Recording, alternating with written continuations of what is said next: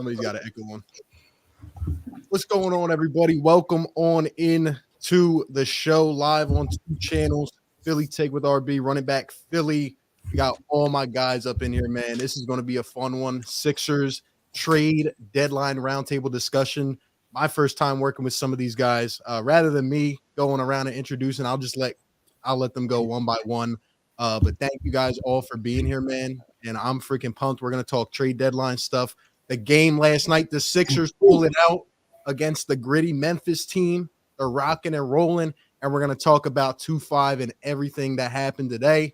We got 80 people already up in the chat. Shout out to you guys wherever you're watching. Hit the like button, subscribe, hit the notification bell. We'll all be covering the team. These guys do tremendous work. I'm going to let them go one by one. We'll start with Greg. What's up, everybody? I go first. I didn't have this prep. The YouTube is at Greg Melly. It's a pleasure working with the RB. This is my first time working with everyone here. I know I've talked to a few of you guys about making content, so I'm glad we can get this done. Let's talk about the freaking game of last night. Game of the year, Sixers game. That's all I got to talk about. Sean, go ahead. My bad. And so Sean Barnard here. You can check me out on YouTube for Pick Swap Podcast for all our Sixers content there. You can also check out my written work on PhillySportsNetwork.com. I'm the Sixers lead writer for them, and my Twitter at Sean_Barnard1. So all Sixers content all around. Who's next? Me? Run it back, Philly. No frauds, no fanboys, no intros. I don't know, man. What's up? Glad to be here, man. 6 people in one stream. It's gonna be crazy. Yeah. I never even did a live stream with this many people at the same time. So you know what I mean. It's gonna be good. Yeah. DJ, you sound like you're dreading this trade deadline coming up, man. Come on. I am. Nothing's gonna happen now. I'm convinced nothing's gonna happen. It's gonna be terrible. Damn, it looks like I'm about to be going up against a whole war tonight, man. All right. Yeah. Keep it Especially going. after last night. We can keep him till the off season. Let me look. I'll take Tyrese Maxey over him right now. I'm gonna just bite my tongue for now. Go ahead. What is happening, guys? Dives, Mr. Crockpot. I am a partner for the Painted Lines, paintedlines.com, Painted Lines YouTube channel, Sixers Eagles content, NFL, NBA draft, you name it. Just honored to be joining this panel of awesome creators, man. Just freaking honored. I'm excited to talk about Ben's soft ass, Doc Rivers' fake ass. As good as these Sixers have played, especially these last 2 games, man, I've got a lot of problems with this team, and we're going to talk about it. Yes, sir. And as you guys can see, I am Scotty. You can find me on Twitter at Scotty Drowned. I am one of the founders of DSM Media. You can find us on Twitter at DSM_media. And you can find us on YouTube at DSM Media. Just type it in. You'll find us. Make sure you subscribe. But I'm ready to talk about this number 25. One of the only athletes that I can say that I truly hate. And so I'm ready to dig into it, guys. All right, before we get into the spicy stuff, man, how about something positive, man? Come on, we won the game last night. Sixers got the dub last night, man. Again, shout out to all these guys. 15-3 in the last 18. Boys, I think we're making a run, man. I think we're making a run. Yo. Defenders, man. Look, Sixers bowling, Tyrese, Maxey. Talk about a dude that actually has grit, man, and toughness, the way he battled last night. Tobias Harris, you know I'm coming with the Toby defense tonight, man. Pass around the apology for him, man. Toby's been balling. Yeah. He's been balling, man. I've had subs screaming for an apology video. I'm like, God, just one more game, dude. Just one more game. He's balling, man. But, hey, in all seriousness, the Sixers get a gritty win last night. They're third in the East, a half game out of the first seed. Some people are conflicted, but at the end of the day, all we can do right now is be proud. We are 50 games in. Like, where did 50 games go, man? And here we are still with a giant hole in the roster. But, hey, I thought last night was a characteristic win, and I thought, like, each time we've played a big team this season, I feel like we step up to the occasion. I feel like we play up to competition. But let's just go around and just get, like, a big takeaway from last night. Like I said, I just started off pretty much like the fact that we play up to competition. But we'll start with Scotty. What's your biggest takeaway from last night's game? Yeah, if you caught me on social media, I called it the biggest win of the season so far. Obviously, it's without Joel Embiid, so it shows the development that the rest of the team, kind of put on the forefront last night. I'm with you, RB. I thought it was a great Tobias game. And the reason that I'm pointing to Tobias, obviously Maxi's the guy that sticks out. He's the young boy that's really playing out of this world right now. But Tobias was going up against Jaren Jackson, and I was really paying attention to that matchup because the last time they played Memphis, Jaren Jackson punished Tobias. He embarrassed him in a sense, in my opinion, just looking at that deliberate matchup, and they ended up blowing the Sixers out the last time they played. So to see Tobias bounce back, he controlled that matchup this time, outplayed Jaren Jackson, and ultimately got the Sixers a win. Crockpot, go ahead, man.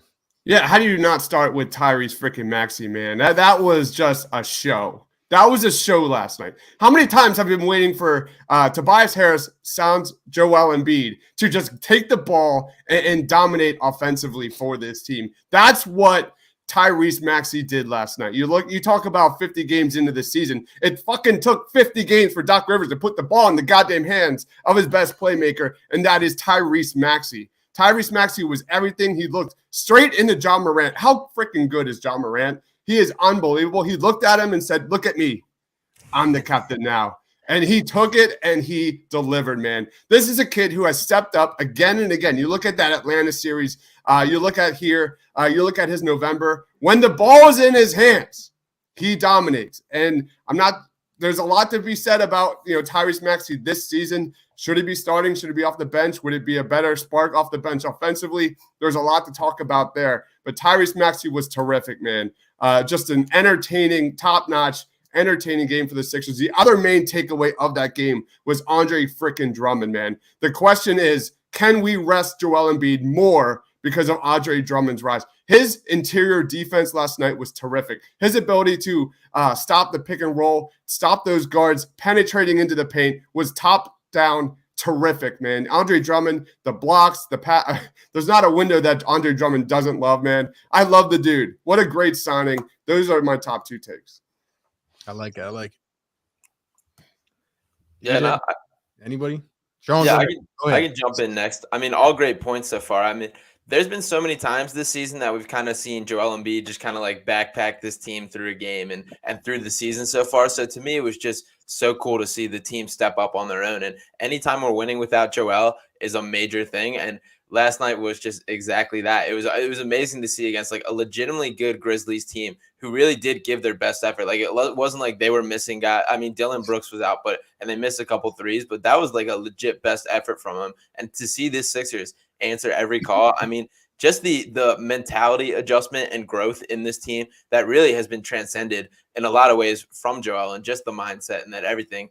It's huge, and I can't say enough about Tyrese Maxey. Yeah, that is my big takeaway too. I mean, he's 21 years old. He's exceeded every expectation I think anyone has set from at this point, and really is like the saving grace that we have to hold on as the franchise right now. So the more he can get involved, the better.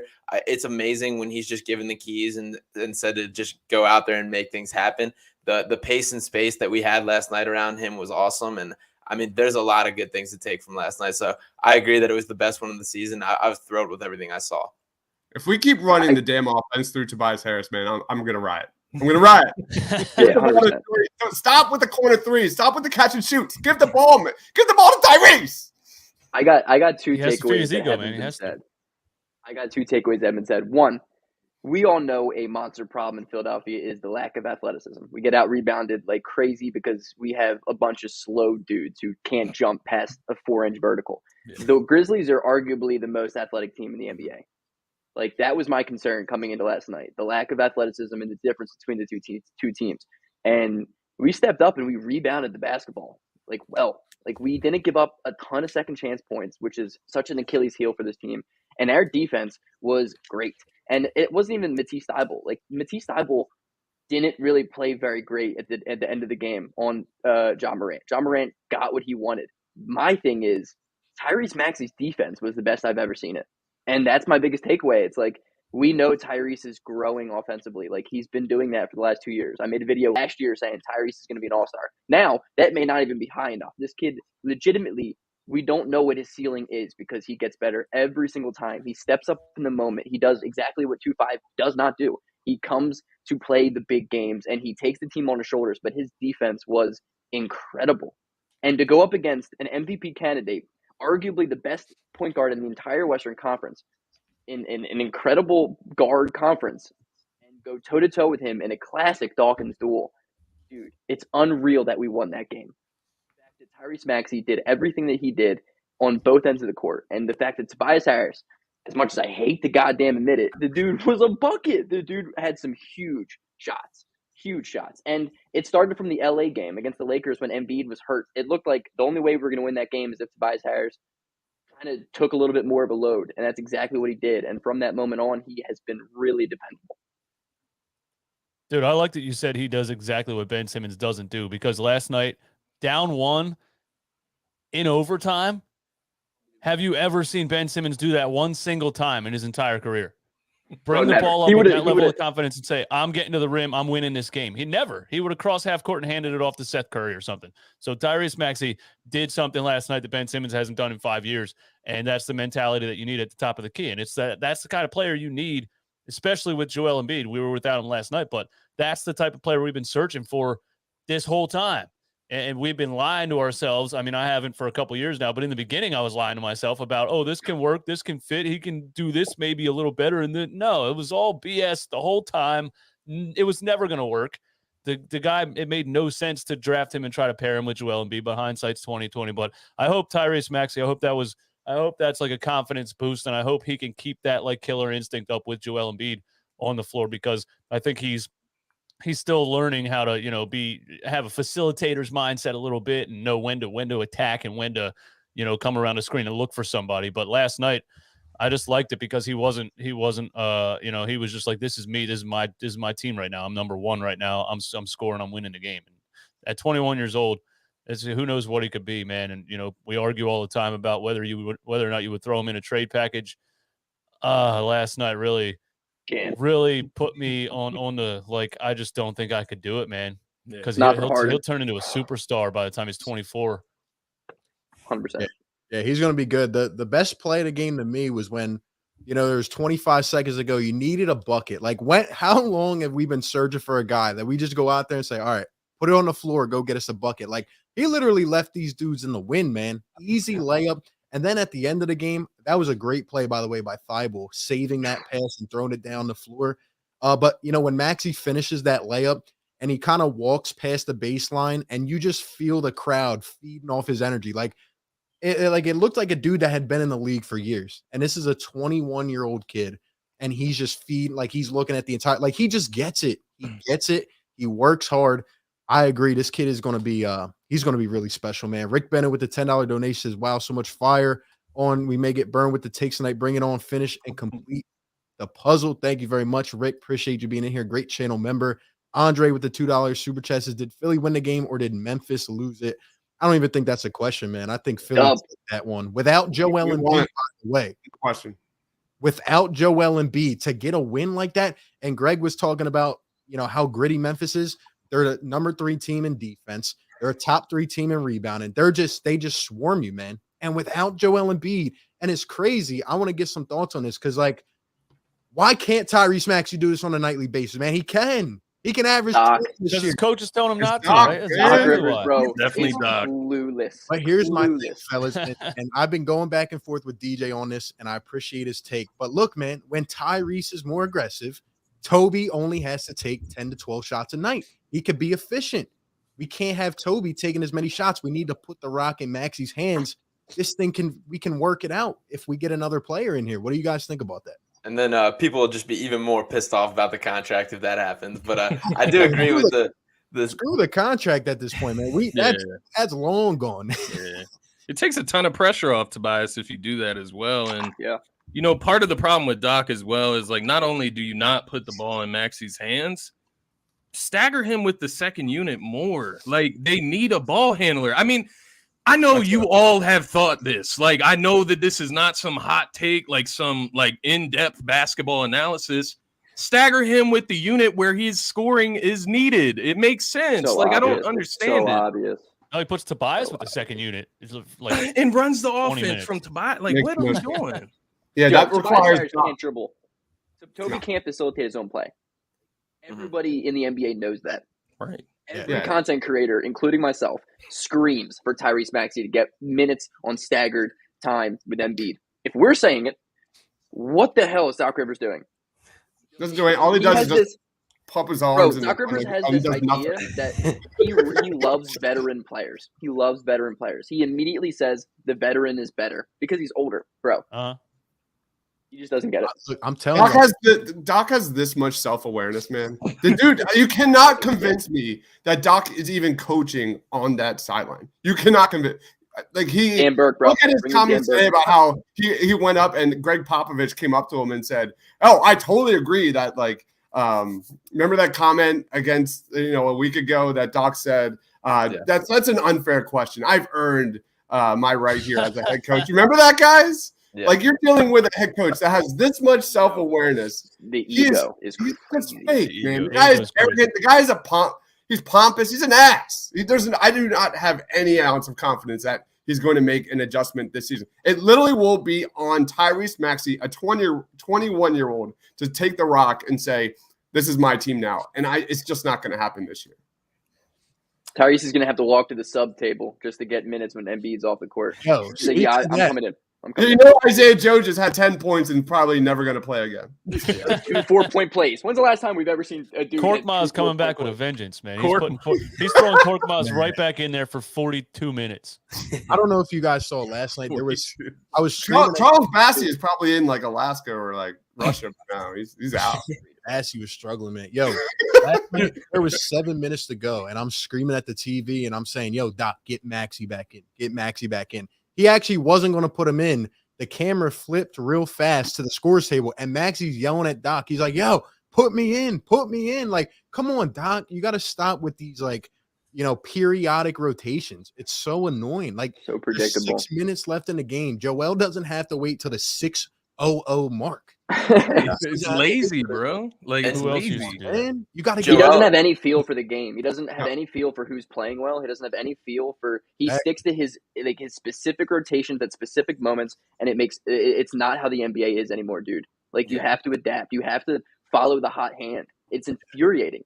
That's how Brett Brown was. It was all from analytics. Why is Paul Reed not playing? And Charles Bassey Charles Bassey looked atrocious. His hands are terrible. Like he can't catch anything. Play Paul Reed. Yeah. The game, man. I get a feel. Hey, I like Bassey better than Paul Reed. I'm a Bassey guy. I don't know if Paul Reed has a role in the NBA. I've been saying that for a long time. I think Bassey's a more pure NBA basketball player on my end, but the only thing you saw Doc get the technical foul there. Yeah. You can't convince me that he's actually trying on that sideline. There's no way. I think Bassey's more skilled, but I think Paul Reed is more of a spark and more athletic. So there's certain, you know what I mean? Like you'd have to pick and choose who you want at certain times. I think Bassey's more of a fit. He makes things happen. I don't know what Paul Reed is. Neither does Paul Reed. Yeah, he's more of like if Matisse Thybulle is a little bit bigger. Like he's just a disruptor. He causes havoc. 44% from 3 in the G League and has. I know he stops the point line. And he can't even hit the rim when he plays in a Sixers game. What is going on? Well, I'll tell you the problem is that these dudes get 3.5 minutes to prove themselves and then get benched. I mean, Isaiah Joe comes in yesterday, gets back-to-back 4-point plays, and then he comes out for 12 minutes. It's like, come on, man. Come on, you got to get a feel of the go back in and be hot again all of a sudden. Dude, that's not how it works. It's frustrating, man. Let's hit some of these super chats real quick. Andre says, if Morey gets Harden, isn't the rest of the league going to cry collusion and then we lose a draft pick? Who knows? And honestly, who cares at this point? Yeah, he'd waste it anyway. A second-round pick. Exactly. And we're going to talk more about that, no doubt. Duncan with the $5 super chat says, why does it seem like teams are more interested in who comes with Simmons on a package than him? Is his value that low now? Another thing we're about to get into. It's going to get a little bit hot in here, man. Andre with the $2 donation. Everything is about Joel. That's why Maxey struggles. I mean, okay. Fair. I mean, it is about him because he's the best player in the world right now. Aaron with the $10 donation says the difference between Maxey and 2.5 is the mentality. Everything 2.5 is bad at is a strength for the kid. He's anti-2.5. He took his biggest weakness shooting and in one offseason made it a strength. Let's give it 59%, man, from deep. For real. And somebody sent me a tweet today. I think 2.5 had 5 or 6 games with like a certain amount of blocks or something. And Max had 4 blocks last night. In the 30-point games, it was Simmons has 6 30-point games through his career, and Maxey already has 5, which is pretty absurd. And Maxey also has more blocks in a game than 2-5. Listen, dude, I think that's how naturally bad at basketball Ben Simmons is. Because if you're 6'11" with that athleticism, how are you not blocking all kinds of shots all over the place? I don't think I've ever seen him block one. And I'm gonna he's never averaged over a block per game in a season. I've always thought that was insane. That's get into my point about why this man might not play in the league anymore. Because I'm telling you, like I said that earlier today too. Yeah. It's getting risky. Like you got to have a paint presence. You know what I mean? And he can't shoot and he doesn't have a paint presence. So I put up a poll on my Twitter that was like, will Ben Simmons ever play in the NBA again? I don't really think that's like a crazy stretch. Maybe a little bit, but I try to tell these dudes, man. He has to because of the money. He absolutely has to. I think he will, but I'm telling y'all, like 3 to 4 years is the extent if he does not start playing offense. Which is so insane for a guy who just has the baseline of what he is. Like, literally, you can cash out max contract after max contract by just doing the bare minimum playing basketball and doing what he does naturally. And just to have, like, not that lack of desire. I mean, we're straight up seeing it this year with just, like, I don't know how you can look at this team and not want to be a part of it if you're sitting on the outside right now. Like, this has been the most fun Sixers team to watch from my perspective in a while. And just the mentality, the effort, the just – they get up for games, and that's new. And just it speaks a lot to just be comfortably sitting on the sideline and dropping these sob stories on a regular basis as you just fight for whatever penny change you can shake out of your contract. And that the timing of that report, that Ben Simmons report, right after the most exciting win of the season, featuring Tyrese Maxey, man, is just comical. Dude, it's so soft, man. Charmin. And then if you read the article at the end, it's like he watches every game and he really wants to get back to the court. Like, man, what world, dude? You're passing up millions not to play basketball. Yeah, like, it's still his team in there. Still his team in there. Like, what does that even mean after you just wrote a whole article saying how he doesn't want to play for Philadelphia, but he still watches every game and it's his team? Like, what sense does that make? It sounded like Rich Paul wrote it. Did you guys read the whole actual article? Because somebody sent it to me because I wasn't going to pay a ESPN Plus subscription to read that, but somebody emailed it to me, and there's so much weird stuff in there about him trying to find places to work out, and then as soon as a picture would surface, he couldn't go back there again, and then his whole team was working on places for him to work out where people wouldn't know and stuff like what? Why are you going this hard? Just go play basketball. What? He's the most un-Philly athlete of all time. Oh my God. 100%. I got 2 things for y'all. First off, to what Sean said, that is a magnificent point. I was talking about it earlier today. Like, do you know how selfish this man looks right now? This team is balling out. We're having fun. Joel is ascended. Maxey ascended. Like, honestly, if 2-5 lived up to the potential, he's exactly what we would need on the team. But it's like, how bad do you look right now? Like, you don't want to come play ball. You don't want to come play for one of the best teams in the league right now. You want to go to your own situation. That's bad. And the other thing, anybody feel free to jump in here. Like, you guys, I'm sure you guys have all played ball, right? Like, you go to the court with your boys. Like, what's the first thing you do when you're pulling up? Not even before you put your shoes on yet. Like, what is the first? For me, I'm launching it from 3, bro. Before I even get on the court, I'm like, you're telling me I shoot it from the grass as I'm walking towards the court. Exactly. Yeah. Got the socks and the slides on, man. You're shooting the ball. Like, this guy, I give DJ credit, man. Like, he has to be trolling us. Like, there's just no outright reason he would not shoot in a game. And you just take that criticism and now you just don't want to ever play for us again. Like, it's weird. This guy has something wrong. There's something wrong. You know, and now he's trying to say things, and all these stories are trying to make people feel bad or something like that. But he's still trying to sell his trade value to NBA owners. These are not compassionate people. These are old billionaires. Yeah. So you're saying new things like mental health awareness and all this. These guys are like, what? Get this dude. I don't want him around my team. Like, you're not really selling yourself very well to the NBA owners, as far as I'm concerned. And you then the nerve to put like a negative, like a negative story about Joel Embiid out right now. Like what world are we living in where an article regarding around Ben Simmons can decrypt Embiid as this negative factor? Like, in the middle of an MVP campaign, like this dude and Rich Paul, I mean, that whole whatever they want to call themselves. It's ridiculous the amount of delusion that they're operating with. Bro, Shaq said it best. Shaq, I never thought I would say that in my life, but Shaq said it best. He was like, he didn't even call Ben Simmons by his name. He was just like, he's a crybaby. Great players get criticized, and great players come back and they do well. No, who is shit on?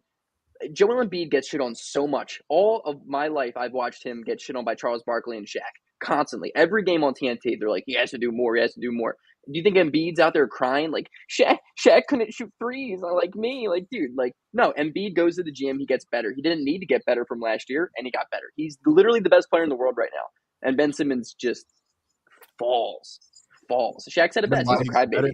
What kind of top-notch coach or like, championship contending team is going to want to bring a guy like that onto their roster that's just going to cry and complain that someone hurt his feelings and honestly, who wants this guy?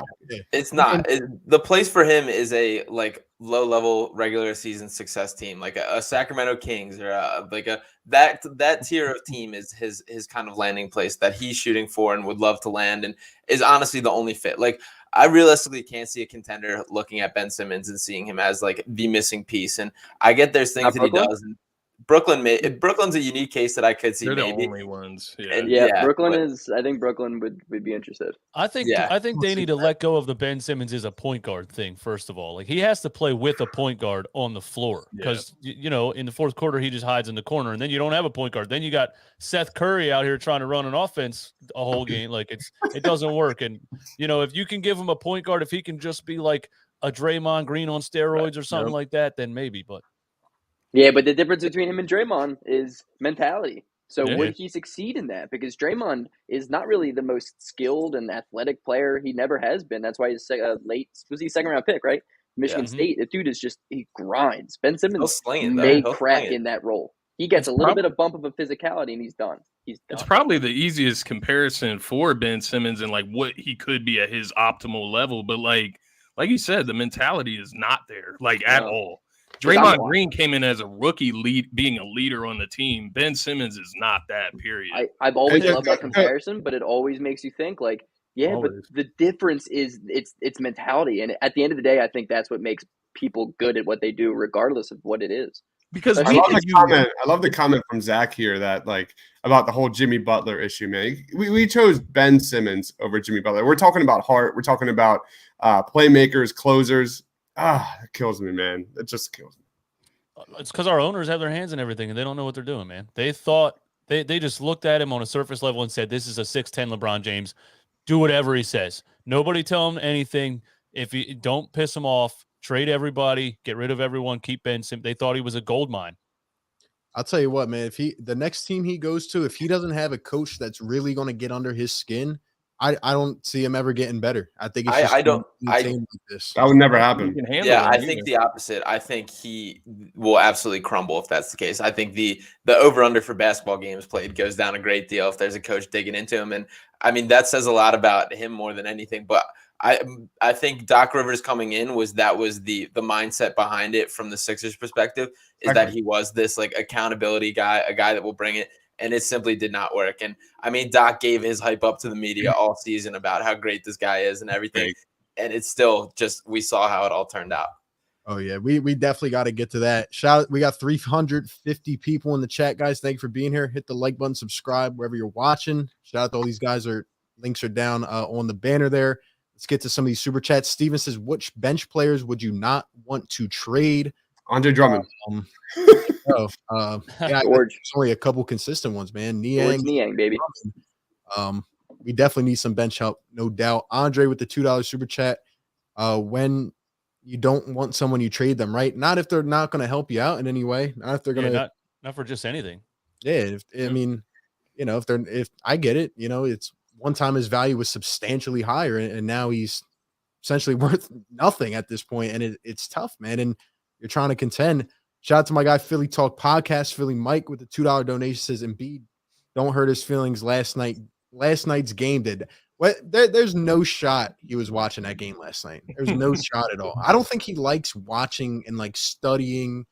I don't think so. I think he just shows up and puts it on his Instagram story. He wants to be a celebrity, bro. It's what California team. He doesn't care about basketball. Yeah, no shot. Listen, he was just gifted a super rare athleticism, and they were like, "You're better than everyone at basketball," and he was like, "Okay, cool," and they were like, "You're in the NBA now," and then it was like, "Oh, now I have to learn how to play.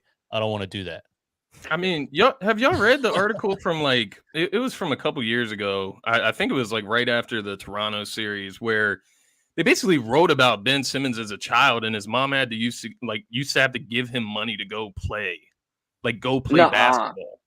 Yeah, I swear it's an ESPN article. I can't remember who it's by. I'll have to pull it up after this, but they wrote how he basically had to be paid by his mother and his father to go play basketball with the kids because he was so shy and scared.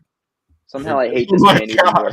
I swear, like she would give him like $20 to go play a pickup game. Like it was. I never thought I could hate Ben Simmons more, but you just helped me do that. So. It's odd, bro. It's odd. Thank you for that. It's crazy, man. As a 5'10" white guy, that like just kills me, man. Yeah, exactly. Give that to somebody else.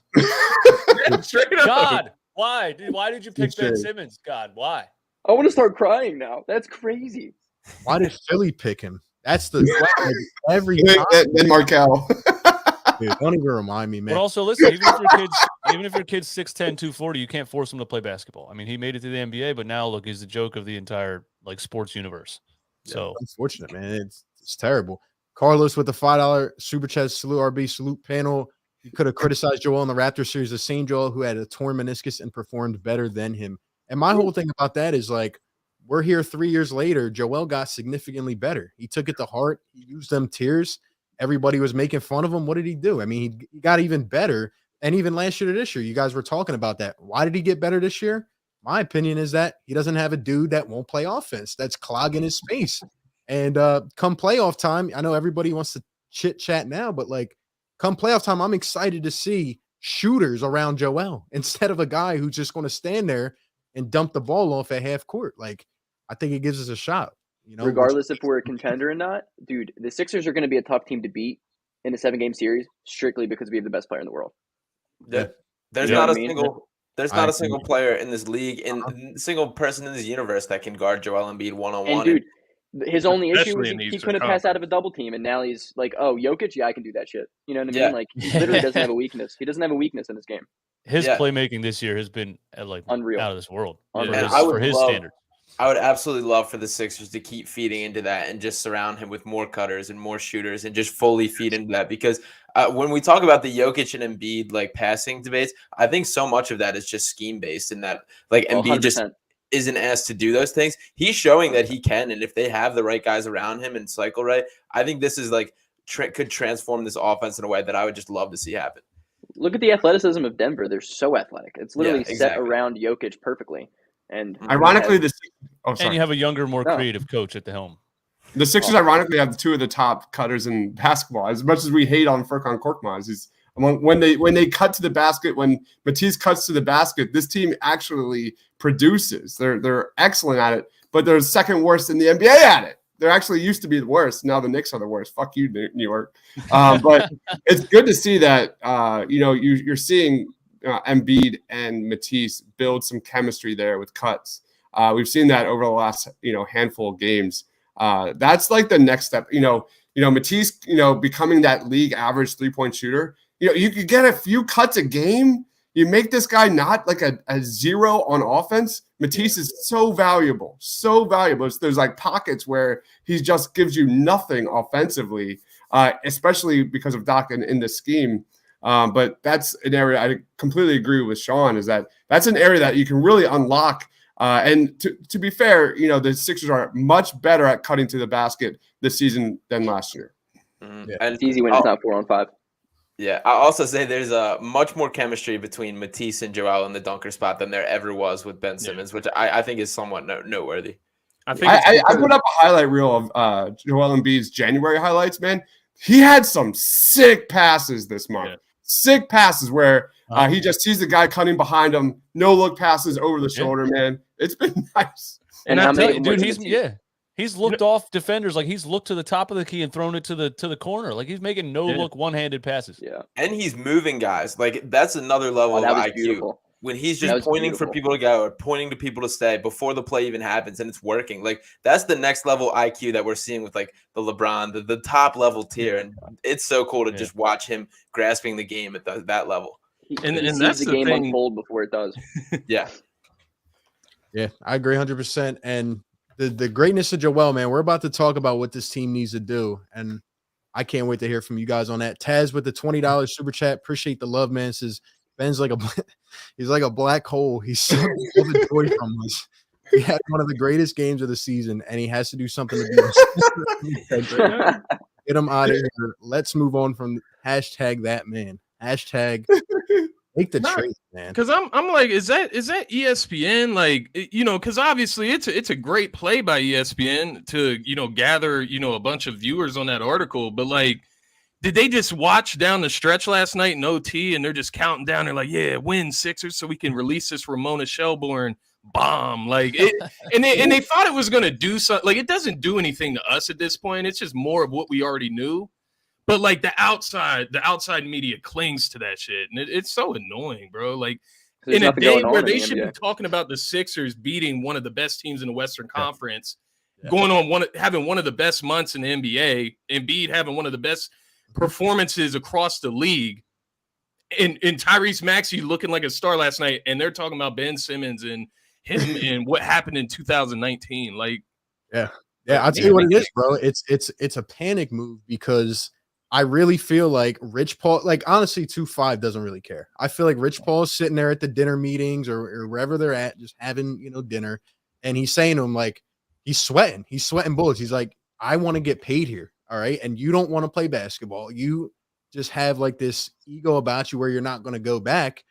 So it's like, we got to they want to get traded, but they also want to get paid without getting, without doing anything. So it's like, I feel like they're sitting here like, let's just keep pushing these news stories out. Let's keep doing something because if they don't get moved, guess what, guys? 2-5 is not coming back. He's never coming back.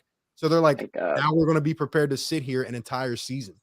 And honestly, it's not like we're just going to send him wherever he wants to go, and he won't do a press, like he won't do anything. So there's no. Don't you love that Philly did this? Like, don't you love that Philly was just like, nah, like we're not just going to trade you to a team. I love it because Anthony Davis did the exact same shit 2 years ago, and they were like, okay, we'll send you to LA, AD, and Philly was just like, nah. Like, you do what we want you to do. AD was good enough. AD was good enough to get him a haul in return. Yeah, straight this up. This is like, you're not good enough to do this. We're not trading you for anything. And Philly's at a crossroads right now because this is like when you look at the grand scheme of the NBA, if Ben Simmons wins this war battle, whatever the hell you want to call it, between him and the Sixers, that changes the landscape completely 100%. to the favor of the players. Like, owners, I think it's already changed in Ben Simmons' favor. I think it's already changed it. This is going to be something they talk about in the CBA because, dude, everyone loses in this situation. No one's happy with what's going on. Yeah, and the reason he hasn't, like the reasons nothing happened is because at the end of the day, we're not the Pelicans. We're not the Pistons. We're not the Cat. Like, we're here trying to win a championship. We were probably, a little more offensive production away from going to the conference finals and maybe going to the finals. We're not a rebuilding team, and you can't just, step all over our necks. And I'm still trusting in Morey the next 9 days, man. But we got to get into that. Duncan with the $2 super chat says he's the gift that keeps on giving. We got to talk about taking, this, dude. Taking.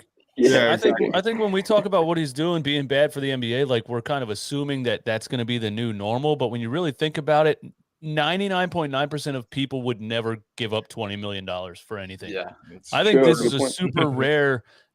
Just borderline psychotic person. Like, seriously, I don't think you'll ever see this again, no matter what. Honestly. It's also insanity to do this like freshly signed contract. Like, this could legitimately go on for 4 years, which is the biggest. With a good team. With a good team. Alongside the best player in the NBA. Yeah. That's why you can't even compare like the AD situation. Like, he wanted out of New Orleans because they couldn't win. They weren't putting things around him. Though. Like, they were the best player in the NBA beside you. We went to 2 Game 7s, man. We were right there. Number one team in the East last year. And I like remember like back in the summer, Ben was like, I want shooters around me. Like, I want a big man who shoots. And Bede's like, all right, let me shoot 40% from 3. And he did. Let me just. Oh, sorry, go ahead. I was just gonna say, like, speaking on what DJ said, like, how I know there's something wrong is because all you had to do, even if you lied 100%. All you had to do was come up to that podium and just say, I'm going to work on my game. I'm going to get better. Then don't ever show up again. Go back to your home and do whatever. He got kicked out of practice. And that's when I knew there was something wrong and he would never come back. All you had to do was show, just give us some kind of image. Like the last image we have of you is completely folding like a camper's tent. And we never saw you again, except when you were in your pool, trolling us on Instagram. Like, just come back for one press conference. He spoke to the team. That was reported. I wish I could be in there. I wish I could hear heard anything. I'm sure it was very short and he probably read off a piece of paper to be probably, dude. Probably. Yeah, and then he could have came up to the podium and said, it was on me. Like, I'm gonna work to get better. And then, I'll work with the team, like John Wall did, for example. Like, let me work with the team and try to get the best of both situations. There's something wrong with this dude. He can't face it, man. This is the new soft world. I'm going to sound old here, but this whole anti saying mean things to anybody, don't hurt anybody's feelings their whole life, and then this is what you get out of it. Somebody that was never told anything his whole life, and then he was handed this money, and it's just a disaster. We're raising maniacs. It's the only reason he went to LSU, because it was family that ran the team. He got exactly what he wanted. They didn't win. He didn't give a shit.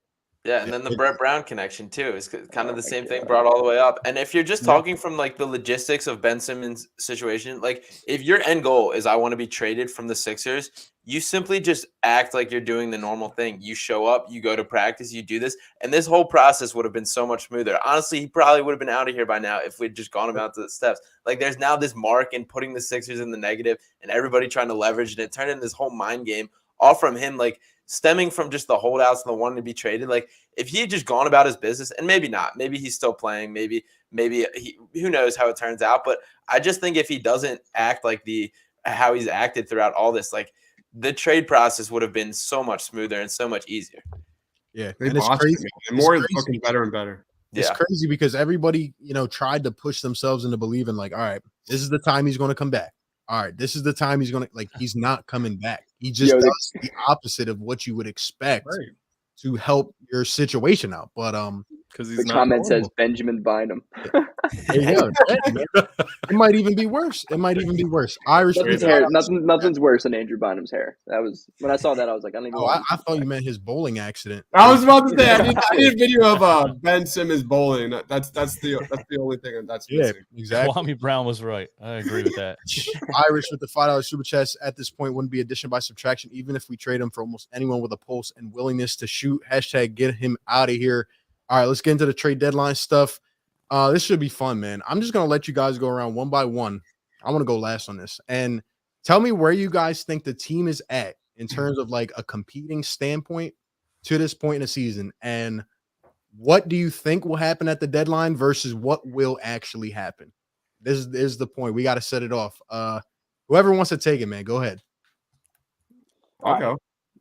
Go ahead. Want to go? Let me take it. I'll be short and sweet. What I'm here for. Nothing. Nothing's gonna happen. I hate to break it to everybody. I just think in the NBA in general, there's not going to be a lot of action. I think a lot of this is smoke and mirrors. However, I would love if the Sixers had a Goran Dragic move. I think Dragic would make a lot of sense as a buyout option coming off the bench. It would be huge. I would love to trade Ben Simmons, guys. Yeah, I would love to go out and get dudes that are good at basketball and care about winning, but it's not going to happen. We're not going to move him. He doesn't expect to get traded. Compete, though? Can we compete as constructed then? Oh, God, man.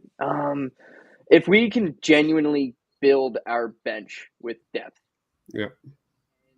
If Tobias Harris can somewhat remember how to be consistent at playing basketball, maybe. Because Embiid he's really that good.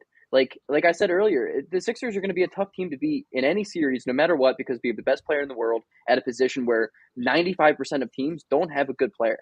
Like they don't, and it's a hard player to scheme against when he can pass out of a double team. So I think the Sixers, are they championship contenders right now? Probably not, right? Probably not. But I think if we can go out and get a backup point guard of Goran Dragic, maybe if we can go out and get some shot creators, even more than just spot up shooting, if we can have a dude off the second unit who can go out and get a goddamn bucket and be consistent with it and get a little bit more athletic to rebound better, at least we're a conference finals team.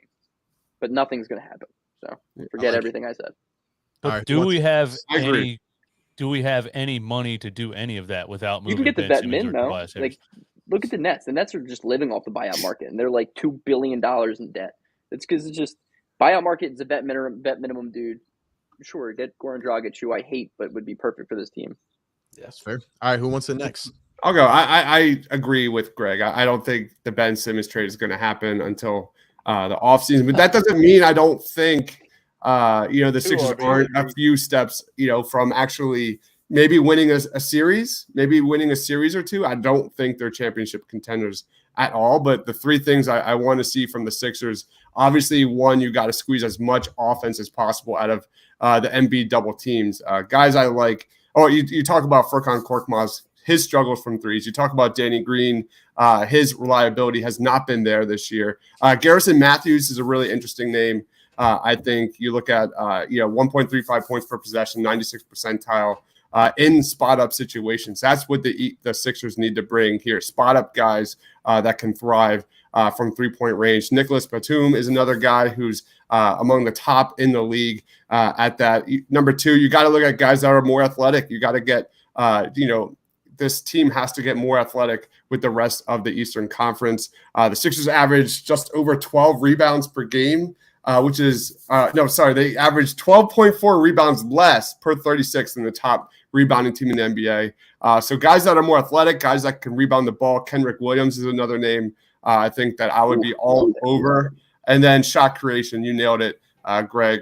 Corey Joseph, I've been really high on that guy for a long time. That guy can be a bucket getter at times, 44% from three this year, 3-and-D wing. I love all these kind of guys. Another guy, Justin Holiday, I think would be a really interesting name. Are these guys enough to get us to a championship? Absolutely not. But it's time for Daryl Morey to put his imprint on this team that's getting more athletic, that's getting shot creators, that's getting some perimeter guys, and that is getting more spot-up shooters for Joel Embiid. Who wants to go next? I can jump in next. So I'll start out with the Sixers have more than exceeded my expectations so far this year. They've been far better than I expected. With that being said, I think they're far from being championship contenders. I think winning a round is still a little ambitious at this point. Maybe they get by one, maybe they squeeze by two. It's very matchup based in my mind, especially with how tight the East is. They very well could end up with a very tough matchup in the first round that's tough to get out of. Where my mind has switched this year, and what I would hope is just because of the level that Embiid's playing. I don't think we're an A+ trade away from winning a championship. I think we're a pretty good mid-tier player away. So to me, that opens it up for, if these things are on the table, the names like the Tyrese Halliburton. Like the ideal trade in my mind would be some sort of Tyrese Halliburton and John Collins kind of combo and make the pieces work. Something built around that where you add the athleticism, fill the holes, just complete this team from that. I think that would be good enough to get us over the hump because simply Joel Embiid is that guy and he is that good. Now, what do I personally expect? I agree. I don't think Ben Simmons is going anywhere before the deadline's over. I think this drags on until summer. I do think there will be some sort of smaller movement. I would love to add a wing. I mean, some great names have already been tossed out. Eric Gordon's another one I like. DJ Augustine's another one I like. Goran Dragic makes a ton of sense. All these guys, they're very like marginal moves, but those do make the difference. So if you can build these complementary pieces, start to give us a fighting chance, I'm all in on it. I would love to see Ben gone, but I agree. I don't think it's happening. All right, we got three more left, but before that, real quick, Seth with the $5 super chat says DJ says it all the time. His dad was an ass. He's an ass. He'll never change. In his mind, he's better than everyone and can do no wrong. Hashtag trade him. Appreciate it, Seth. Love the take. All right, it's up between you guys. I'm going last on this, man. I'll hop in.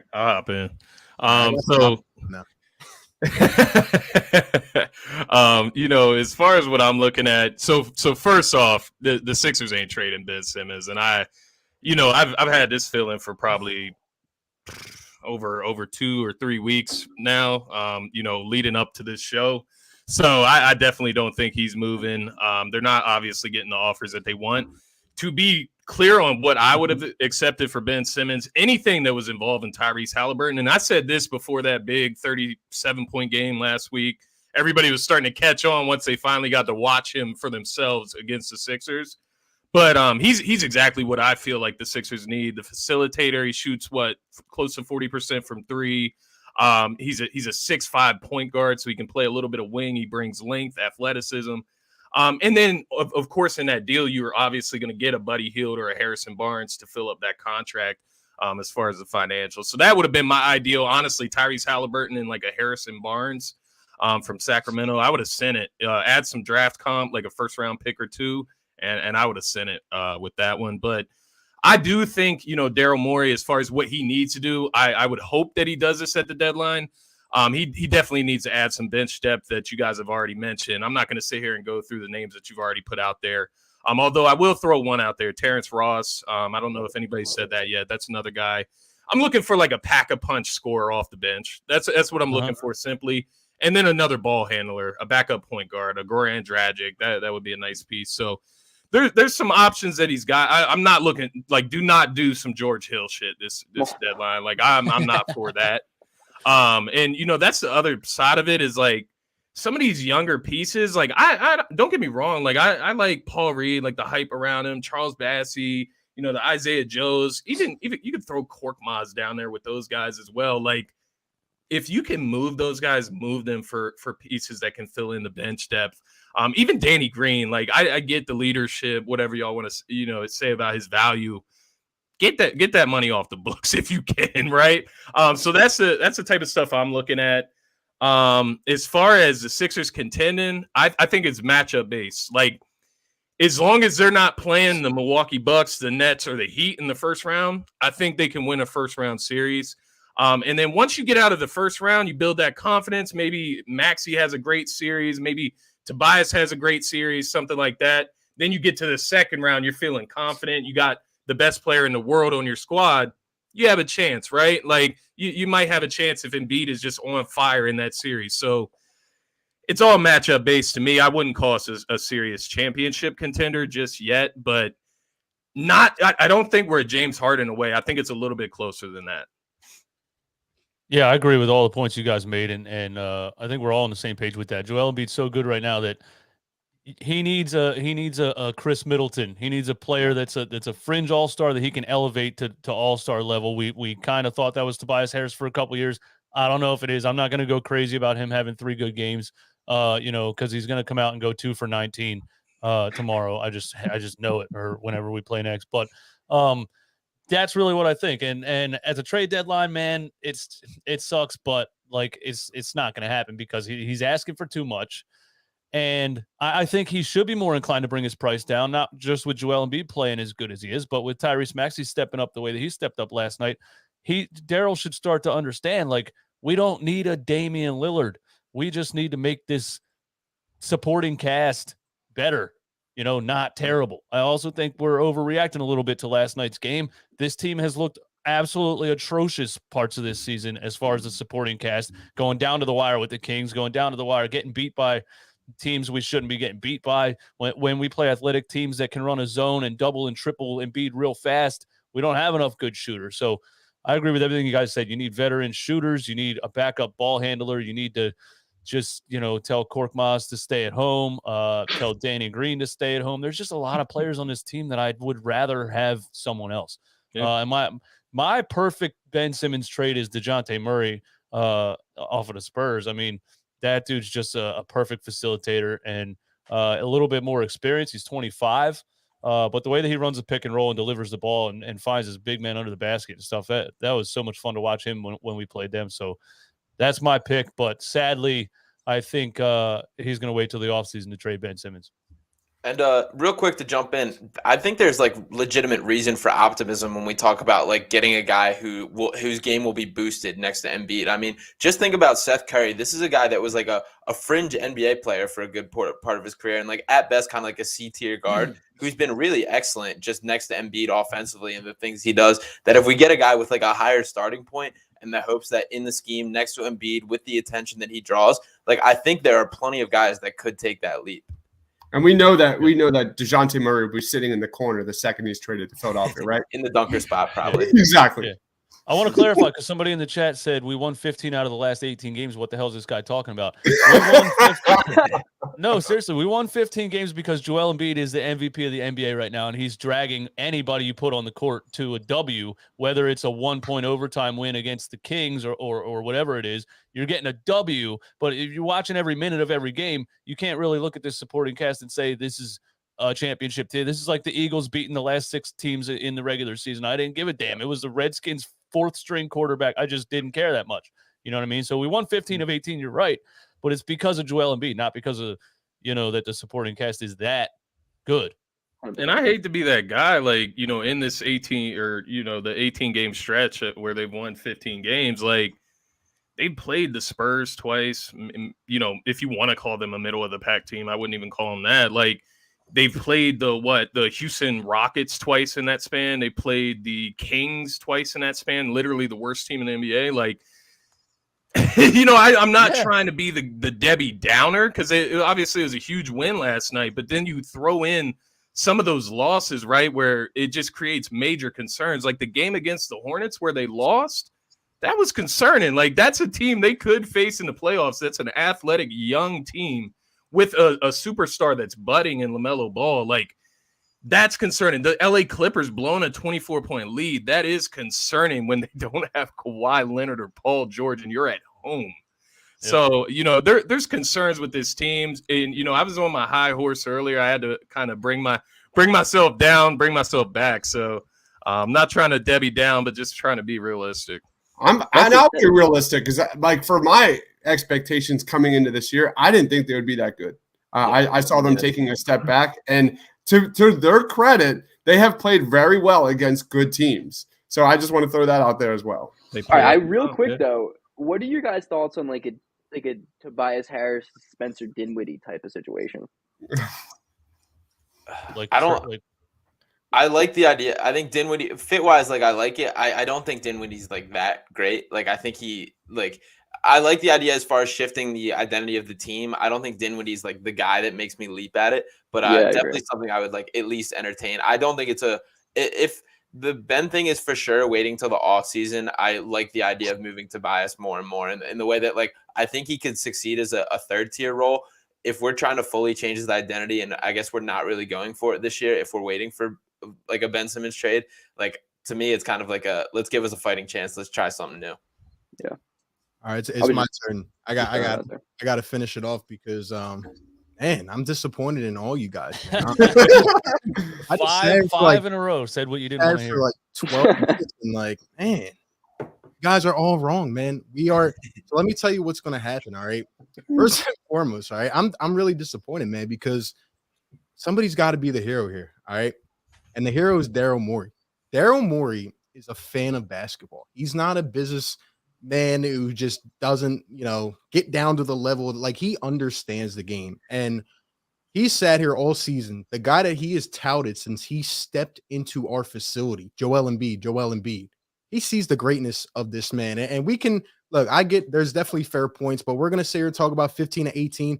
Guess what? A lot of teams go through tough stretches in an NBA season. It is the regular season by any means. And you all just talked about how great Joel was, right? And Daryl Morey sees that. And let's talk about something. All right. Last year, we got to the 2nd round. We got to game 7. You know who was coming off the bench for this team? The same guys that are here now that we want out of here. A lot of the same ones. With the exception of, Dwight Howard's not here. And, somebody's got like Shake Milton's hurt right now. But like, come on, man. This team is not far off. I've said it for weeks now. We are a quality starter, 20 to 25 points per game, and 2 quality bench pieces away from contending this season. Why? Because the East, who do you look at right now in the East and say, damn, that team, there's no beating that team. There is none. There is none right now, in my opinion. And here's what's going to happen. The LA Clippers are going to sell at the deadline, right? Here's what's going to happen. Luke Kennard's going to end up as a Sixer or Reggie Jackson. And the other guy is going to be Marcus Morris. And we're going to get another dog in here for this team on the bench. And somehow, some way, I know it's been very quiet on the deadline. Don't you think that's weird? There hasn't been any trade talks. I think it's going to heat up a couple days before. And I think if the right move is there, Daryl brings somebody in, a quality scorer. Maybe it doesn't work. I'm not saying we're the favorite by any means. But this team can absolutely contend. And I'm tired of people disrespecting this team so much because you look at this team, they're learning how to win, man. And we have a $30 million hole in the roster. It's crazy. And Daryl's going to get the job done. Trust in Morey. This can't go to the offseason. It can't, because this guy is a psychotic man. He's not coming back, and the value's not going to go up. All right, but I even think you we're all said kind it, of Art. agreeing. Yeah, I think we're all kind of agreeing with you that if we trade Ben Simmons for the right players, this team can contend. Yeah. Correct. But But you we're, said we're, it, like, we're yeah. down And on we're this team going right to- now because we don't believe that's going to happen. When you're saying we're a 25 point per game score away, that's a Jaylen Brown. That's an all-star. That's what I'm trying to say. Like, you're Yeah. like, we're not far away. We're only a 20 to 25 point score Even- and 2 bench pieces. But- That's but a here's- lot. To be fair, But here's To be- what I'm saying. It's going to happen, because you can't. If we don't make a trade now, you are wasting the rest of this magnificent season from Joel Embiid. Agreed. And this team Oh, has yeah. at least shown glimpses where it's like, all right, this team plays up to competition against some of these tougher teams. I And think sadly for us, Daryl Morey is obsessed with big names. He brought Chris Paul into Houston, then he brought Russell Westbrook into Houston, and I just don't. He said it on the radio. He called the Kings a bunch of random players. He said everybody wants me to trade for a bunch of random players just to make everyone happy. He doesn't even know players that aren't named James Harden and Damian Lillard. So I don't have any faith in it at this point. let me but ask I you hope you're right. something, then, DJ. Which trade deadline in the last 7 years, 10 years, doesn't even matter, have there been no big names traded? Like, which deadline has it been where it's just quiet like this and there's nothing But happening? look at the parity this year. Who's the favorite? The parity was the same last year. Then Kyle Lowry started coming up, and 5 minutes before the deadline, he's off to Miami. That's true. That's true. I mean, But is Kyle Lowry like a big name? I get your point, but he has not really had a great we season. almost traded for him. I'm actually glad we didn't. Thank God. Thank God we didn't. But He wants $50 million a year or something. I'm not saying Even- I'm not I- saying like Dame's going to become available or anything. I just think Daryl has to do something. Like, if I agree. unless, and I mean, you're going to get Sixers fans that may honestly riot or maybe like honestly thinking about like protesting the team at this point. Like, we Philly? are No. I think we can gather about 300 people at least to go down Broad Street. I'm in. I think more than that. I'm with you. Yeah. I'm with you. dude, I mean, want him out. Don't get me wrong. I wanted him gone. Like Yeah. I'm curious what the packages from Sacramento look like.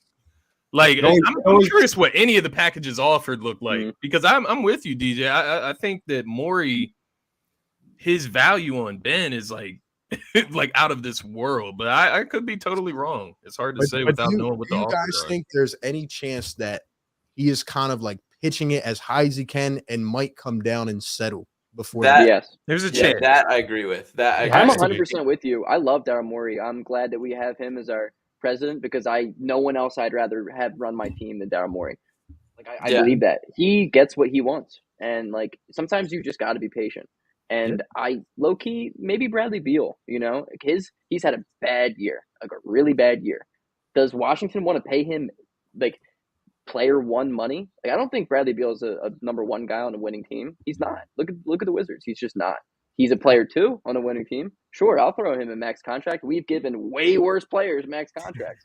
Why not make it Bradley Beal? He's only 28 years old. His offensive game with Embiid would be elite. And if we can still somehow hold on to Matisse and we have Embiid, our defense isn't going to take such huge a hit. You know what I mean?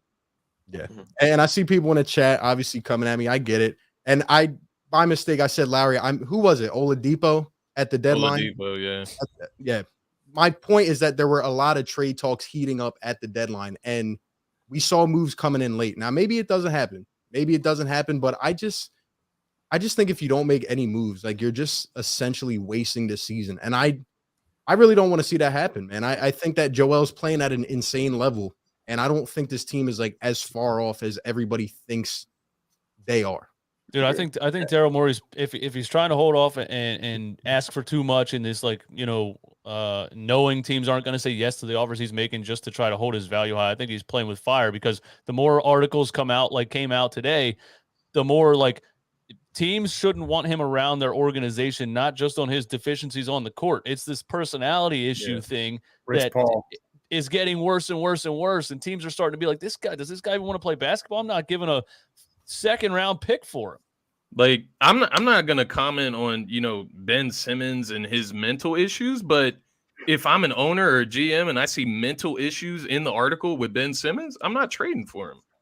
He's throwing whether he's throwing it around loosely or whatever the case may be. I'm not trading for him. That's a good I point agree. too. Like we want basketball players. Like if you have mental issues like that, we're sorry, but we're in the NBA business here. Yeah. Some teams like are really my line of desperate, though. thinking- That was my line of thinking with the whole Brooklyn thing and James Harden. If James Harden wants to come to Philly, you get you get James Harden to Philly. You trade Ben for peanuts. Nobody cares because you got James Harden. If they can even work that out. Some teams are like the NBA is desperate, and believe it or not, like I know how bad the Sixers have been ran for the last like 150 years, but other teams are equally bad in the front office. Like there are teams that will desperately make a move for a Ben Simmons, like regardless what the hell they're thinking, because Lord knows they don't watch basketball, but like there's gonna be a team out there that's like, hey, like if the Kings are like genuinely believing that they're gonna throw Halliburton and Harrison Barnes in for a deal, they don't understand basketball because.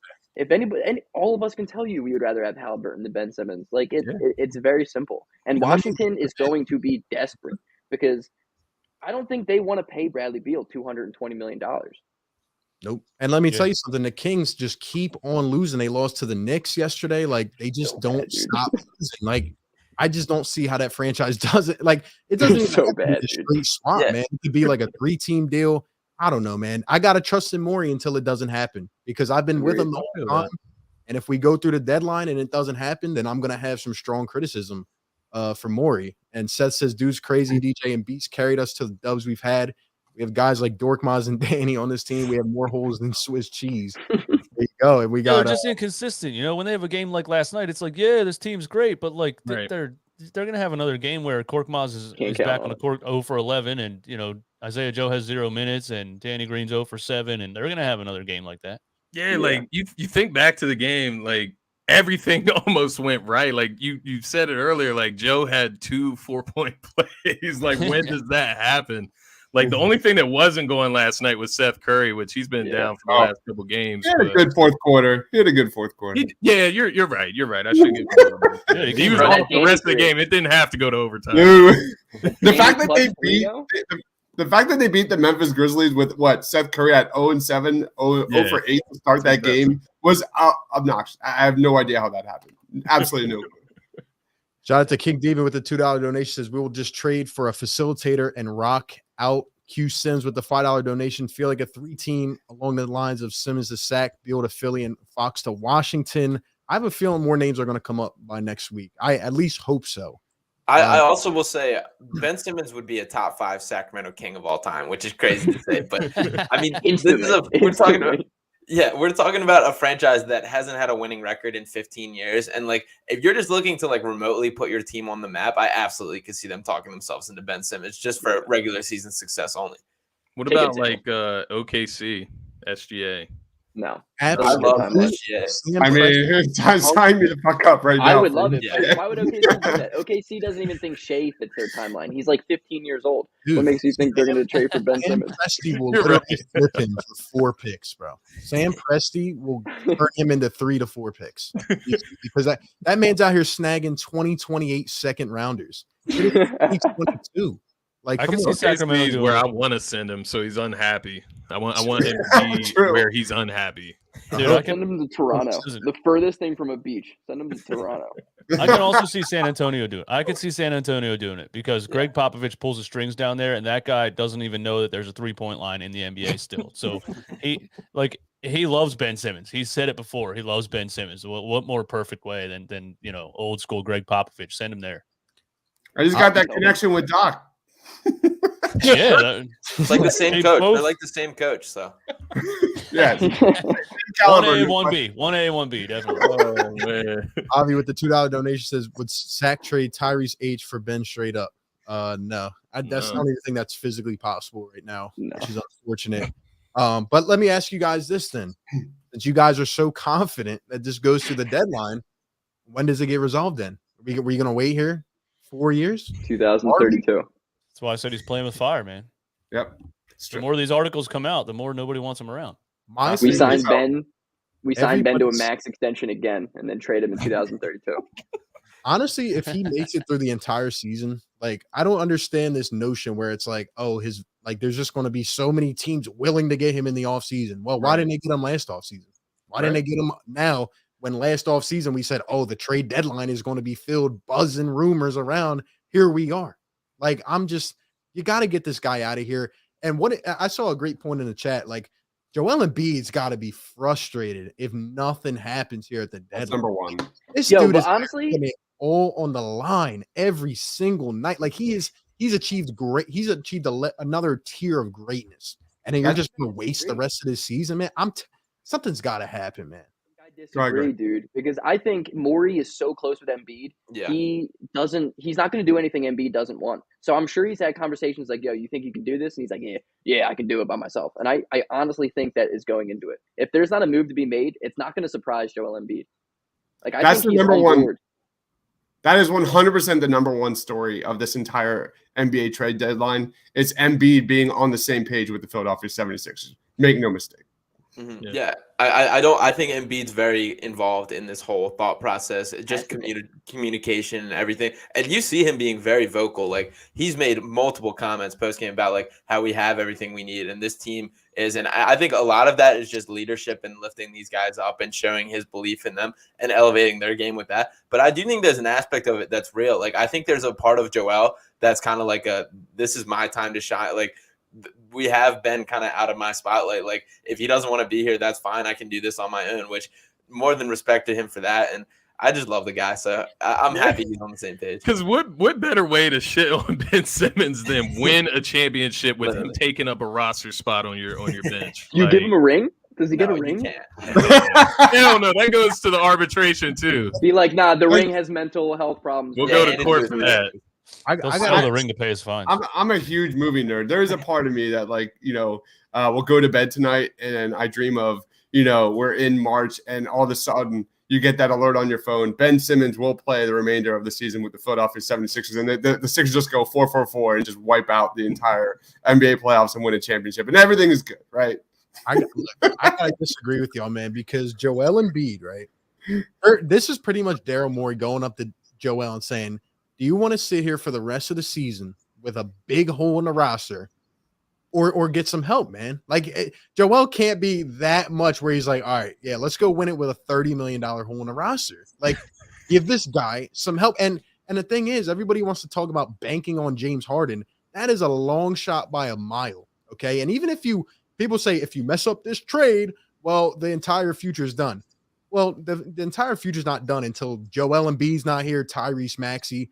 I would believe in Daryl Morey to at least be able to kind of retool something, right? Like, yeah.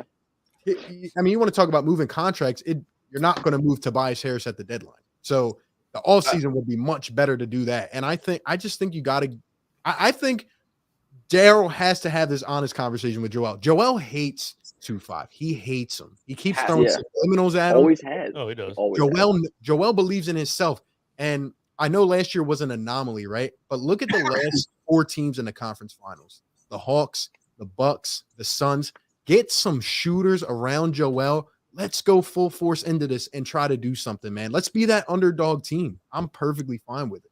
I think Joel's happy too because he can look at players and criticize them and be like, yo, shoot the ball. Yo, like do this, do that. Like he was never allowed to say anything negative about Ben Simmons. Nobody was, and that's why we're here right now. But yeah, I just, It's so funny you bring that up because it's like subliminal shots every time he calls out like Maxey or Matisse in a press conference. Like that's why they laugh about it. I feel like it's like an inside joke. He does it in like a positive way too, though. Like he like makes the joke about it and then like ends on like but he's been improving on this, all that is doing over there. He's the franchise. Yeah, like he does it. He lifts them up at the end of everything. And dude, also I just cannot wait for once this is all said and done. Once Ben's playing for some other team, the first time that Embiid and Simmons match up is going to be like the greatest day in Philadelphia. Oh man, that's a good one. That's a good wait one. for Ben to come to Philly. That's a good one. Ben don't have enough balls, I would never have this to play in Philly. He's not going to play in Philly. I swear he would sit out a game in Philly. If he sit out a whole season, he'll sit out one game on the road. Isn't it interesting how Joel Embiid has been playing like big brother to Matisse and Tyrese and just being that like vocal leader, like overly vocal leader for this team. Yeah. He's carrying this team top to bottom, and you have Ben Simmons just who's supposed to be like 1B. Probably in California playing Call of Duty. So. You know what? I'm gonna throw KD's getting up though. That KD's On a getting up. burner account too. On a burner. Exactly. I'm gonna throw something out at you guys, and it might be a hot take, but screw it. I see everybody hating in the chat. Hey, it's my takes, my opinions. I gotta rock with the team till they give me no hope. That's what we do in Philly, man. But you know what? The roster isn't even my biggest concern. My biggest concern heading into the playoffs is Doc Rivers, and I think the biggest change, if we go first, second round, like if Doc doesn't get it done, get rid of him. I think that's my biggest concern. I'm worried about going into a second round blowing another 2 to 3 leads in a series. Preach.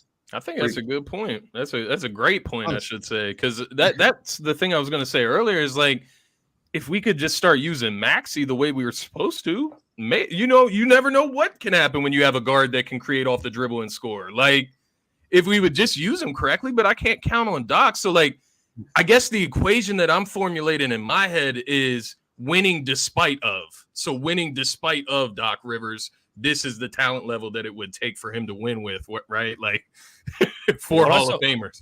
What I saw last night, I think Doc Rivers might be slowly turning a leaf, though. You know what I mean? Because there was points of that game where there was no Maxey ball and it was ISO Tobias, and we were like, oh, here we go again. And then he'd call a timeout, and suddenly the next possession was a Tyrese Maxey pick and roll, and it was like maybe he's finally like Tobias. Listen, bro, you're number 2 right now. Feed off of Maxey. Maxey's the man. I don't know if that's true or not. But maybe. How is Sam Cassell watching, like standing by watching? Exactly. Like, I don't understand that. I think Sam Cassell is like one of the biggest reasons to Tyrese Maxey's development. I have been on board for him being the head coach for so long now because I think he is so important to why Maxey is a stud. I really do. I think Cassell is a great dude, like legit. Yeah, he played basketball in like the 21st century. And he looks like an alien. Like, what else is funnier? Dude, that guy was a baller back in the day, man. That guy was stone cold. Doc Rivers was a point guard in 1940. I'm over it. Doc Rivers doesn't, hold himself accountable. He doesn't hold anybody accountable. The guy just throws his arms up on the bench and then gets technical fouls when it's the worst timing imaginable. It's funny you said that, Scotty. Like, you think about coaches you win because of, you win with, and in spite of. I fully agree, man. That Doc Rivers is a coach you win in spite of, especially these last this stretch of games here. Being carried by Joel Embiid here. That's a really interesting point for me, Doc. This is the way they play.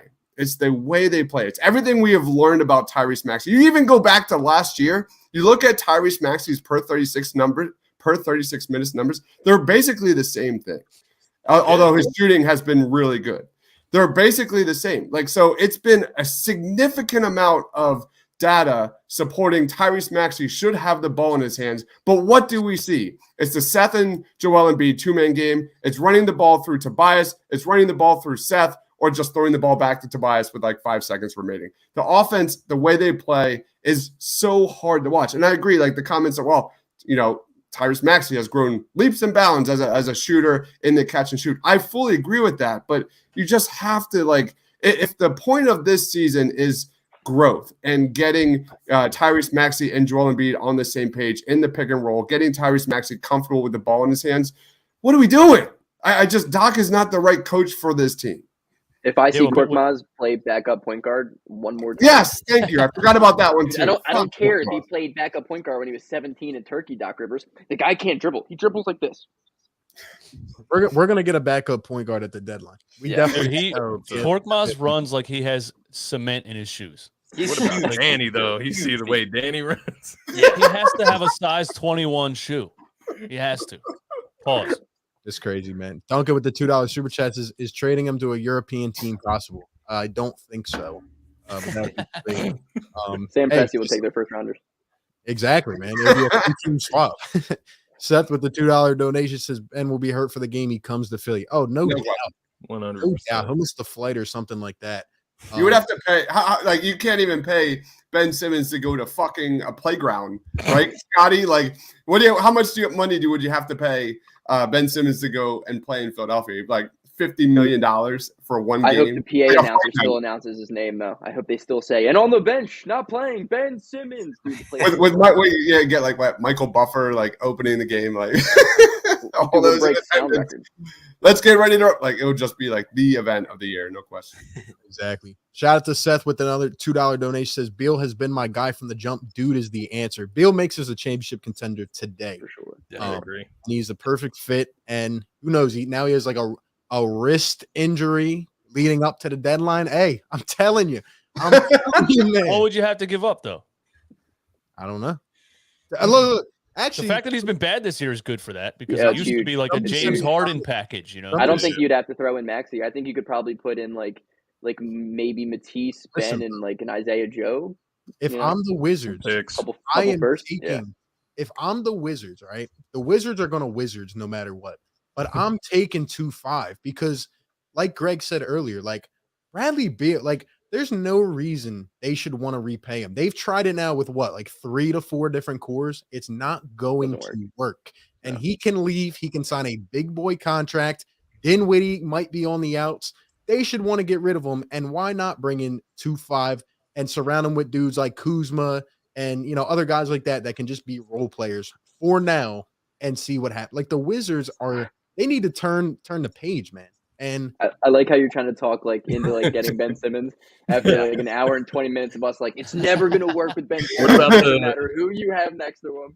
What about the this is what we do. Celtics? This is Though? what we do every day now. We talk about why you should want them and why nobody should want them.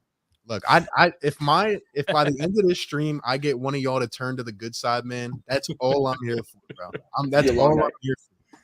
Like I'm taking a lot of smoke right now. And shout out to Avi with the $2 donation. I agree 100%. Near 0% chance without a trade.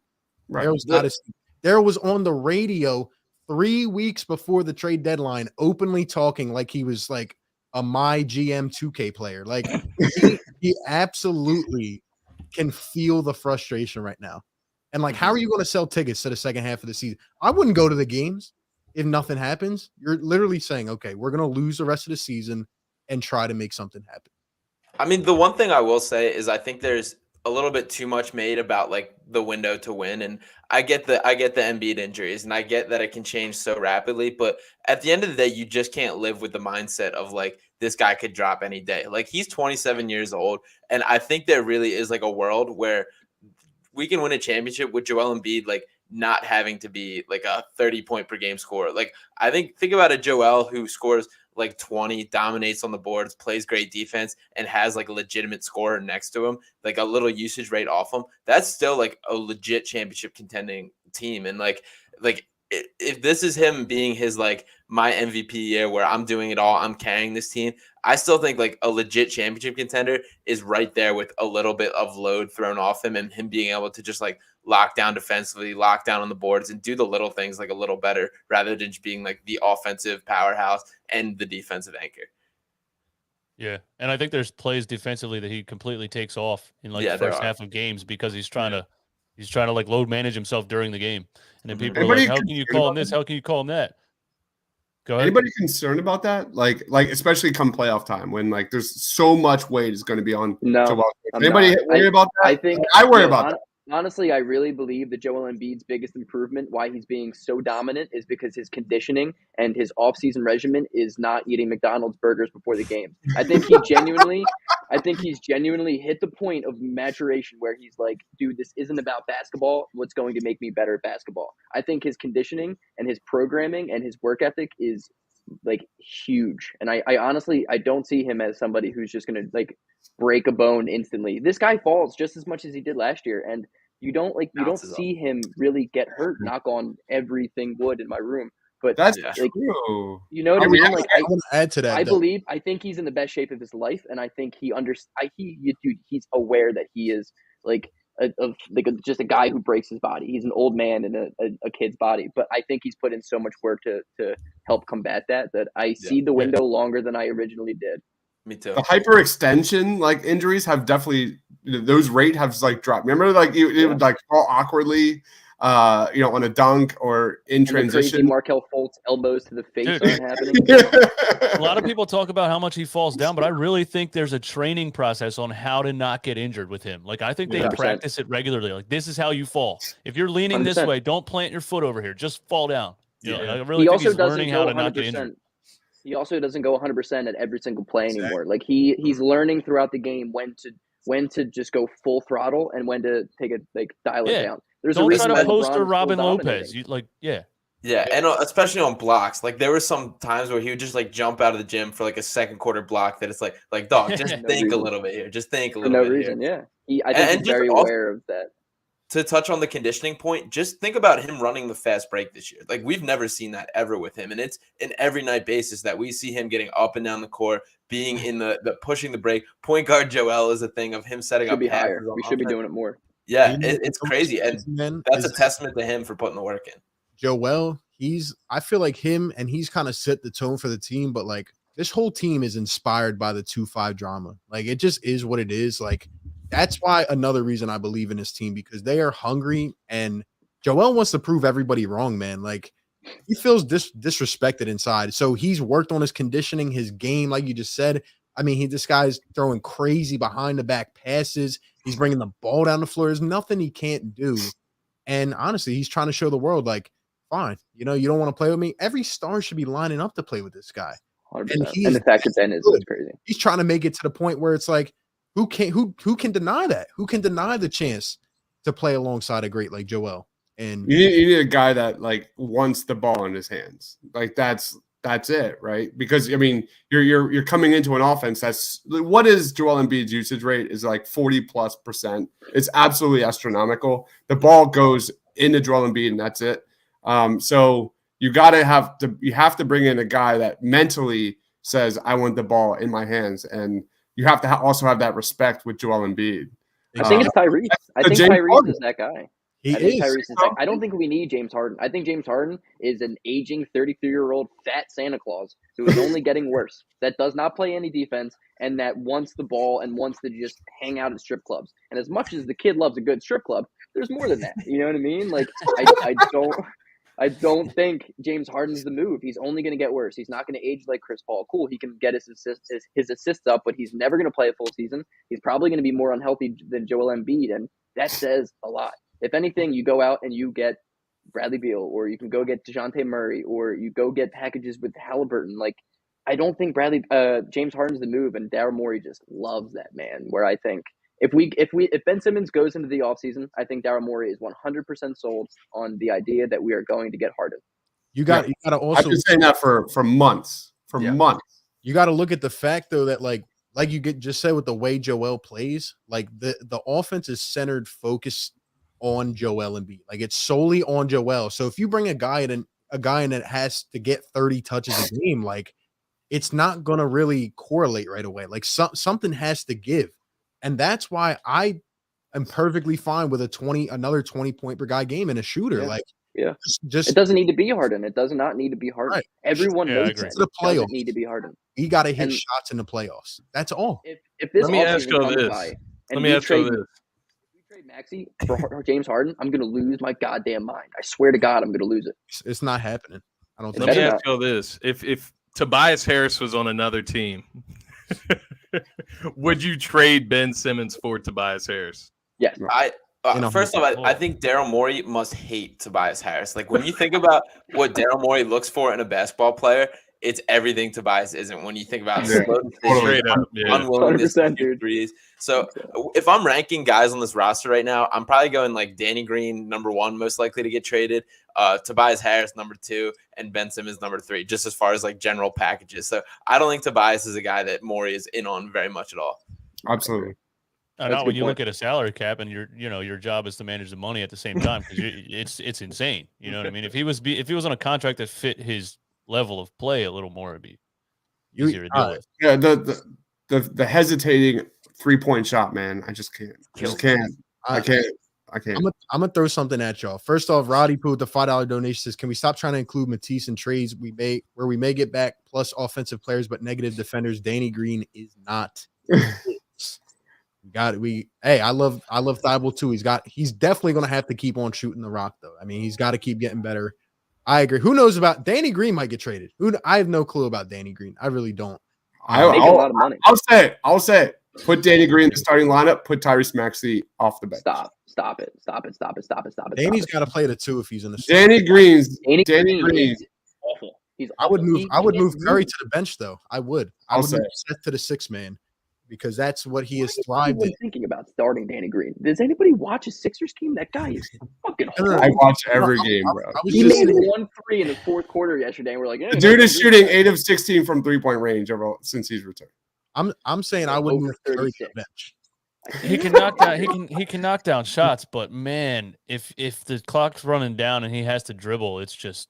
But that's not his role. I understand that. I And understand his that. But Matisse defense is Thybulle's way that worse same than it player. was last year. He doesn't Matisse shoot as Thybulle's good the as same Danny player, Green. but at least Matisse Thybulle, you get him some more minutes with Tyrese. You get him in transition more. You put Tyrese Maxey in position to succeed. I like starting Matisse over Danny Green just in general. I've said that from the beginning of the season. Like, whatever. Dude, I'll take Matisse Thybulle 3 over Danny Green getting burnt on offense or defense every single possession. Remember the Trae Young game last year? When Doc Rivers was like, hey, let's put the 45-year-old Danny Green on Trae Young. That's going to work. Should have And never Trae been Young on. dropped like Was never a good idea. 40. Danny He Green went is around him like he was standing still every Because possession. he Got him basically was. injured. Danny Green is the biggest enigma on this Sixers Yeah. roster. He really is. Like stat wise, Good money. he's terrific. I mean, like when he plays with Joel Embiid, when he plays with Seth Curry, when he plays with Matisse, like numbers wise, it's absolutely astronomical. But on the eye test, I fully agree, man. It looks like he crapped his pants and he's running down the court. That's what it looks like. I'm not going to dispute that, but I think Danny gets an unfair rap. I think Curry would be good off the bench. Just my take, because I feel like he's been in a lot of roles before where he's been a 6 man. But yeah, I think Curry needs, because if Curry's in a starting lineup, he can't get 5 touches in the first quarter and then not get one until the fourth quarter. I hate that so much, and we just go away from him, and it's frustrating. But I also think that's on Seth, though. Like, I think Seth, like, he's not like a, he's not hurt, a kid. man. He's hurt. He's passive. But Yeah, he's he looks always been hurt. passive. No, he's hurt. Last couple games, he's just looked I not don't involved. think anything you see from Seth Curry, man. That guy's not I right. love Seth, but I think he doesn't shoot as much as he should. And I don't really think Yeah, I that's on agree. Doc Rivers. As much as I love blaming Doc for everything bad in my life, basketball or not, I think Seth Curry just doesn't shoot enough. He doesn't. Yeah, he passes up wide open threes all the time. And if his and if dribbles his, into if it his too or feet something. aren't like exactly behind the 3-point line, he doesn't shoot. I'm like, dude, step back 2 feet and shoot it. I think if he Seth, had Korkmaz's mentality, he'd be lights out. Yeah, I think amazing. Seth Curry is terrific. That trade will go down as one of my favorite trades of all time. Amazing. But I think we also, as Sixers fans, kind of just have the rose-colored glasses when it comes to his defense. That guy gets torn apart defensively, and we kind of just throw it aside like it's nothing. It's not But just his lack of ability. there is, yeah, go ahead. It's not just his lack of defensive ability. He doesn't even try to play defense. Yeah. Not that he can, but he doesn't He's even so try pudgy. to play defense. He's so He pudgy. is. It's so funny. And little and short arms, and a lot of it is like, sure, the effort could be a little better, but a lot of it's like there's not much he can do. It's you're smaller, you're slower, you're less athletic than the guys you're attempting to guard, and that usually doesn't work out in your favor. And I know it's an unpopular opinion, but I absolutely would be open to shipping off Seth in kind of a 2-5 package or whatever, just because when we talk about playoffs, like a Maxey Curry backcourt, we're not guarding anyone. There's not a team out there that those two are locking up just based on the size and just the disadvantage that are going to occur there. Like even dating back to the Hawks series last year, like Curry was terrific offensively, so you had to leave him out there, and the Sixers would have looked so much worse if it wasn't. But Kevin Huerter was the guy killing us because he was just one-on-one with Seth Curry, and Kevin Huerter should never be that guy. Like, no disrespect to Kevin Huerter, he's a decent NBA he got player. a bag because of that. Yeah, 100%. So. That's what really obsessed me about this. That's what it really obsessed me about this roster is like you have 25 just sitting there, crying like a little girl. This entire roster was built around fucking 25. Yeah, it's so obvious this entire season. Like that, Ben Simmons is the missing link in so many areas of this team, and Joel Embiid's not DeJounte's perfect. And now Embiid's not over there like crying and saying you threw me under the bus. Come on, man. And now it's like you got to move a piece that you wouldn't really want to move just to move Ben. When you're throwing in like a Seth Curry, because I would do it to move Ben and get a piece back. I would. I agree with Sean, but it's not somebody I'm like proactively trading, right? Like that's a nice bench piece. Good point. But I think that's why DeJounte Murray is perfect. We need better rebounding, athleticism, and playmaking. And what are the 3 best things of DeJounte Murray who also scores 18 points a game, and his 3-point percentage is not great, but he shoots 3-pointers. DeJounte's perfect. I would do It's that like- all day. It's like what Eastwood said earlier. It's perfect. I agree. Shout out to Duncan with the $5 super chat. Says this is the point. Even trading him out of Philly, we may have to get rid of players that make the team great. I don't want to get rid of anyone except him. I agree, Duncan. I think it's a good point. This has been a lot of fun. I got one more thing for you guys, and shout out again to all you guys for coming up on here, hanging out. It's been a lot of fun. Shout out to everybody in the chat. Still 440 in here, guys. Hit the like button, subscribe to all the channels. Man, you guys have brought my energy level from like an 8.5 down to like a 4. Dude, we overreacted to that game last night. It's just, it's just reality. Well, you guys got me Well, thinking fun as about hell, the man. last you guys got me thinking about the last 7 months now. It's like, did I just like I feel like I've done all this for nothing. Like, are we really not going to trade the man? And It's never been about this year, man. It's never been RB, about I hope, man. I it's hope. June 21st. I've been in my feelings, man, about this whole thing. And it's I- crazy. I think the point you made about Daryl raising the bar as high as he possibly could and then maybe willing to come down could be valid. Like, I don't think that's out of the question. And I think that, I mean, there's so many mind games and things going on behind the scenes, but there is a part of me that believes that's still in the possibility. Like, especially when we talk about like the Kings trade, where he's just kind of keep pushing and keep pushing. If he hits closer to the deadline and goes like, all right, let's bring that back up and reel it in. I don't think that's out of the question. And I'm holding out a little bit of hope, but I mean, I've been over where I sit. Just You guys... Oh, my bad. I was just gonna say, just to respond to that, like the thing that really started to reel me in with the fishing rod is when he went to, oh well, I mean, a top 40 player, like I would think about it, like first it was top 30, it was star nothing. Then it's like, oh well, I mean, they have the Kings are trash, but a top 40 player and a bench and some picks, like I would think about it. Like, And He was saying that. You're right. He was saying and that. he didn't just make that up off the top of his head. There's no way, all right, you know what I mean? Like some talk had to endure for him to at least put that framework in his mind. That's all I'm gonna say. But if you remember, the reasoning behind that was he was like, the way Joel's been playing, he's like, doesn't have to be top 25, top 30. The way Joel's playing, it only has to be top 40. But that's what we've been saying this whole time. Like, Right. Get DeJounte Murray, bro. Just go get Who knows? DeJounte Murray Maybe- and Kelvin Johnson. Call it a day. Maybe And the for Kings stop playing hardball. Who knows? I mean, Yeah. it definitely, there's a possibility that what RB proposed earlier that is the case. I could see that for sure. I just look back to the rumor regarding that Indiana package, like early on in the offseason, that everybody like turned their head to Malcolm Brogdon and like Oh, the man, I 13th love or Malcolm 14th Brogdon. pick turned into Chris Duarte. Like looking back, like hindsight 2020 always, but I would have done it all day. That would have man. been nice. I also don't believe anything we're hearing, like rumors wise, going on right exactly. now. Nothing. I don't believe any of it. So it's going to be a wild ride. It's going to be a wild ride for sure. All right, last thing, I need to hear from all you guys. What will you do? Like, what is your ideology if a trade doesn't happen? Like, what is the way to fix this team? I will go first so that I can get the positive energy out of the way. And we can end off on the. No, I'm just kidding. But look, man, this might take you guys aback a little bit. If I was Daryl Morey, I would make a trade at the deadline, and if a trade didn't happen, I would trade everybody on this team except for Joel Embiid, Tyrese Maxey, and Matisse Thybulle, and I'm starting over. And not a start over, but a retool with those three. And I don't see, because I think if you don't make a push right now, you're not making one. Like, you have to get a player with how Joel is playing right now. And I don't see us getting like a big name star for 2-5 and whatever, because I don't think we're trading Maxey. And I just don't see like the equal value being there. So if I'm Daryl Morey, I'm doing a complete retool. I'm banking on Joel's health, and I'm just going and getting draft picks and trying to make a big signing. And that's really what I would do if we don't make a trade. But I really hope we pull something off. Elaborate. Like, what would you do? What moves would you make? At the deadline?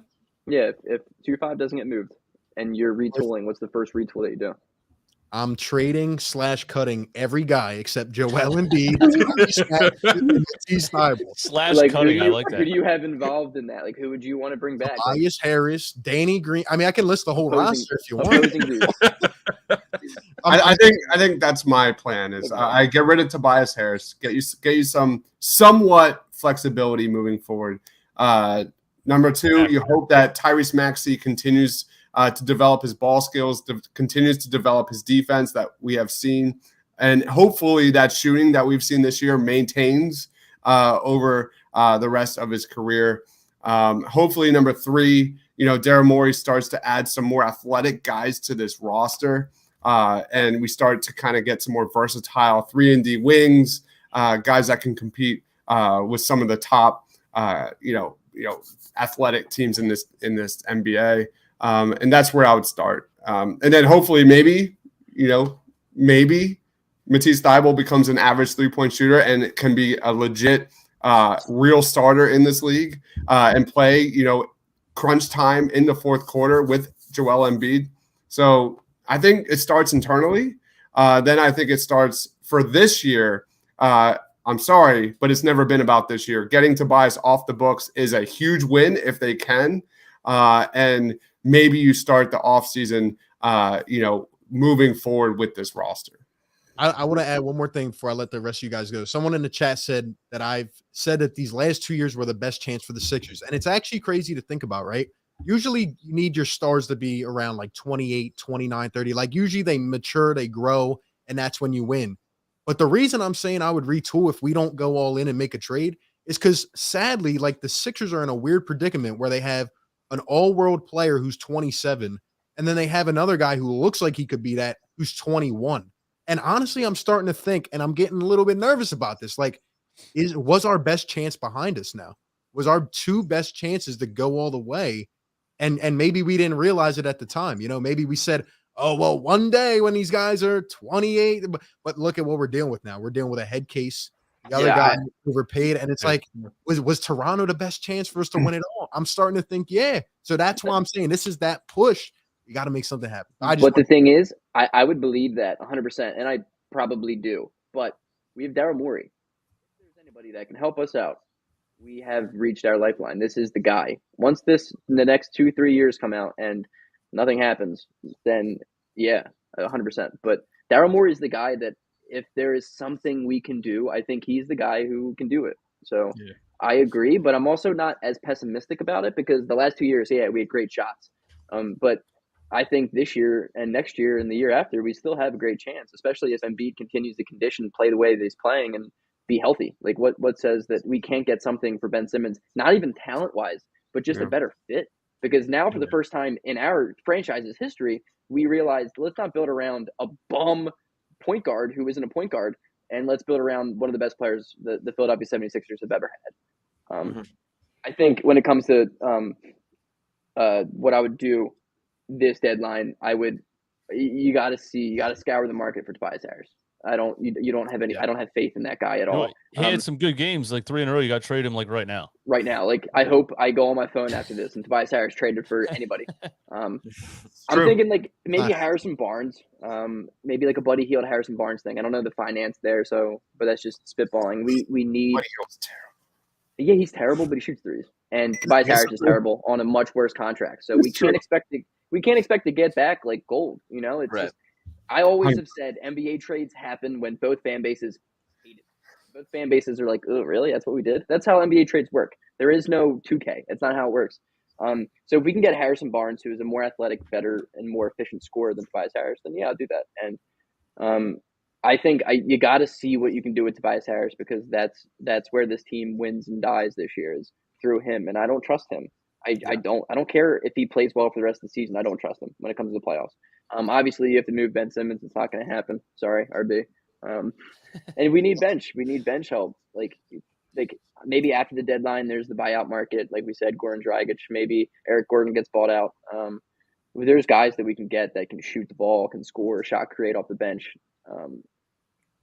The window is so interesting with Maxey being 21 and Embiid being 27, and we've clearly tried to accelerate the development of Tyrese Maxey, and so far somehow it's worked. So, like, maybe worst case scenario, honestly, we have built ourselves a solid future that we can maybe eventually, someday down the line, worst case scenario, build around Tyrese Maxey. The what's the differential between Tobias for Barnes and Buddy Hield from three? Is that like 10 plus attempts from three? Probably up there, right? Daryl Morey loves his 3-point attempts. Yeah, Mhm. I don't love Buddy 0% Hield, and chance of that defensively, trade he sucks. I don't think Tobias is moving at all. No, I don't either. I I don't either. But I mean, Sacramento's desperate. They haven't made the playoffs in 15 years, like you said, or had a winning record. So if any team's going to be like stupid enough to take on a guy who clearly doesn't play basketball, well, It's like that Encanto song, like waiting on a miracle. I need to do more research on Disney. That's my bad. I don't know it. I don't know enough. I have a 2-year-old. It's my life. Nah, so as far as what I would do at the deadline, obviously, if you can't move Ben, I'm trying to move guys like Korkmaz and Danny Green, get those guys off my roster, and clear that space. I would search the field for Tobias Harris, whatever you can do in that case. But I do think that his move would be in the offseason. So like at that point, you go down the stretch. If he flops again, we watch him flop, and unfortunately, you have to deal with that again. But then you move him in the offseason, maybe get, expiring contract, something. It's one less year that's on his contract that they would have to pay him. So it's going to be a little bit easier to move him, I would imagine. But, man, it's a little rough. I guess as far as at the deadline, if I can move Korkmaz, Danny Green, any of those guys taking up salary on the end of the bench there, and just get quality bench pieces, let's ride out this season and see what we got. See if Tyrese Maxey can reach a level that we just think that we don't think is possible for this season, and see where they go. But I think we at least got a little bit of optimism here as far as with Maxey and Joel Embiid. Matisse Thybulle, I love Matisse. He's not untradeable to me. I'll be honest with you guys. I agree. I would move him if like it took that to move Ben. I'm doing that all day. And I get everybody talks about defense. Defense hasn't won us shit, and I hate to say that. Like we had the best defense in the world last year, and that did not stop Trae Young from eliminating us from the playoffs.